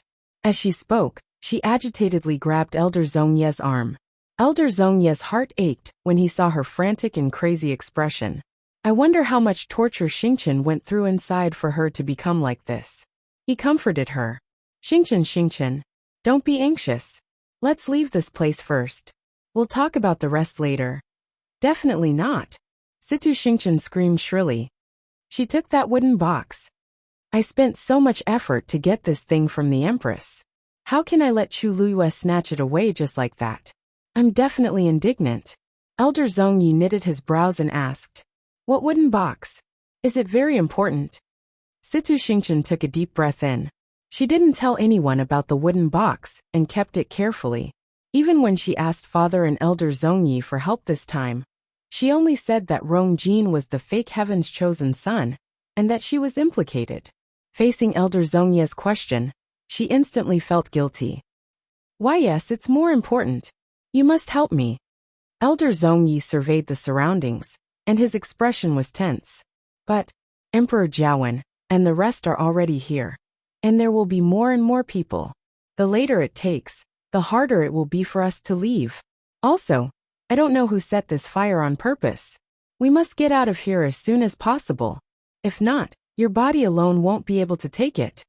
He was very strong, but it wasn't easy for him to bring Situ Xingqian out in her current state. Besides, he hid his identity this time. If Emperor Jiawen and the rest knew who he was, and the news spread to Mingyue Tianshan, he would definitely be in trouble. Xingqian, don't worry. Since you know that it was Chu Luyue who stole your things, you'll have the chance to snatch them back in the future. Then, he carried Situ Xingqian on his back, and planned to find an opportunity to rush out. Situ Xingqian was in a dilemma, but she knew that this was the best choice given the current situation, so she could only accept it. A silver barrier instantly enveloped the two of them. The light flickered and covered most of their figures. From the outside, it was impossible to see who was inside. With a tap of his foot, Elder Zhongyi instantly charged out of the greenish-white sea of fire and into the air. They're out. Suddenly, a cry of surprise came from the besieging crowd. Several figures immediately chased after him. Emperor Jiawen closely stared at the unity boundary. Even though he couldn't see their faces, he could vaguely see that there were two people inside. His heart sank. One of them must be Situ Xingqian. Stop them at all costs, Emperor Jiawen ordered. Chi. Countless sharp arrows flew out, but they were all blocked by the silver barrier in the end. But just as they were about to escape, a figure suddenly appeared. They were blocking their way. When Elder Zhongyi saw that person's face, his expression immediately turned solemn. It's actually Yi Jiding. The next moment, the other party's words completely stunned him. Long time no see. How have you been? Yi Jiding recognized me. Thoughts flashed across Elder Zhong Ye's mind. I've only met Yi Jiding a few times, and the other party hasn't even seen my face. How can he confirm my identity? Yi Jiding smiled as he waved the fan in his hands. Since you're here, why don't you sit down and have a drink? Elder Zhong Yi guessed that Yi Jiding was just bluffing. He didn't even plan to reply as he crazily circulated the force in his body. In an instant, the pressure on the barrier became even stronger. It then rapidly flew to the side. Elder Ye's smile didn't change as he waved his wrist, and the fan was instantly flung out. Hua! The moment it flew out, the fan actually fell apart and transformed into numerous white feathers that flew toward Elder Zhong Yi and Situ Xingchen. The sound of the feathers piercing through the air was heard. In the blink of an eye, those white feathers actually flew to the surroundings of the barrier. He was completely surrounded. Elder Zhong Yi immediately felt a strong suppression coming toward him. The surrounding space also gradually became heavy and stagnant. Even their speed started to slow down. Elder Zhong Yi was shocked. Yi Jiding's fan is actually so powerful. At this moment, one of the white feathers suddenly pierced forward. Chew! The sound of something breaking was heard. Then, Elder Zhong Yi was shocked to see that a crack had appeared on the silver barrier around him. A white feather slowly pierced in. He immediately wanted to repair it, but it was already too late. The next moment, that white feather suddenly dissipated. The entire barrier also instantly transformed into countless rays of light and scattered in all directions. The veil hat on his head was also crushed by this terrifying force. But just as the two of them were about to be exposed to the crowd, Elder Yi suddenly shouted, "Stop! Collect!" The moment he said this, the white feathers instantly multiplied and connected with each other in layers. They completely covered Elder Zhong Yi and Situ Xingchen's figures. Such a huge commotion happened in the palace, so it naturally couldn't be hidden. Very quickly, countless pairs of eyes in the Imperial city looked in that direction. In the dark night, only the fire that shot into the sky was eye-catching and shocking. Quite a few people started to secretly guess. Did something happen in the palace? During this period of time, the Imperial city really wasn't peaceful. After just a few days, the Empress passed away, Rong Jin was deposed, and even the palace was burning. The entire Imperial city's atmosphere seemed to become much heavier as a result. In the darkness, something seemed to be moving. It was unsettling. At this point, Chu Liuyue's room was completely silent. After asking that question, Chi Han fell silent. Chu Liyue quietly looked at him. She wasn't suspecting Chi Han. If not, she wouldn't have directly admitted her identity. However, Chi Han clearly didn't explain some things clearly. Even if what he said previously was reasonable, he just coincidentally followed Mu Qinghe here and found her by following the clues. But if he didn't know something, how could he be so sure that a young girl from a declining family and country, Yao Chun, would be the high and mighty princess back then? Besides, even fewer people knew that she wanted to snatch the things in Situ Xingchen's hands. Could it be that Chi Han found out all of this by himself? Mu Qinghe also suspected me, and the two of them even interacted quite a bit. But because of her completely different appearance and body, as well as her impeccable identity, he couldn't confirm it for a long time. How did Chi Han find out? Mobile users, please browse and read. A better reading experience comes from Love Network. You're tuning in to the Li Mei Sword of Destiny YouTube channel. We're so grateful for your support, and don't forget to subscribe to join us on this incredible journey through captivating stories. Your generosity through donations truly makes a world of difference, as it's the primary source of revenue that allows me to expand and enhance this channel for you. Thank you from the bottom of my heart for being a part of this adventure.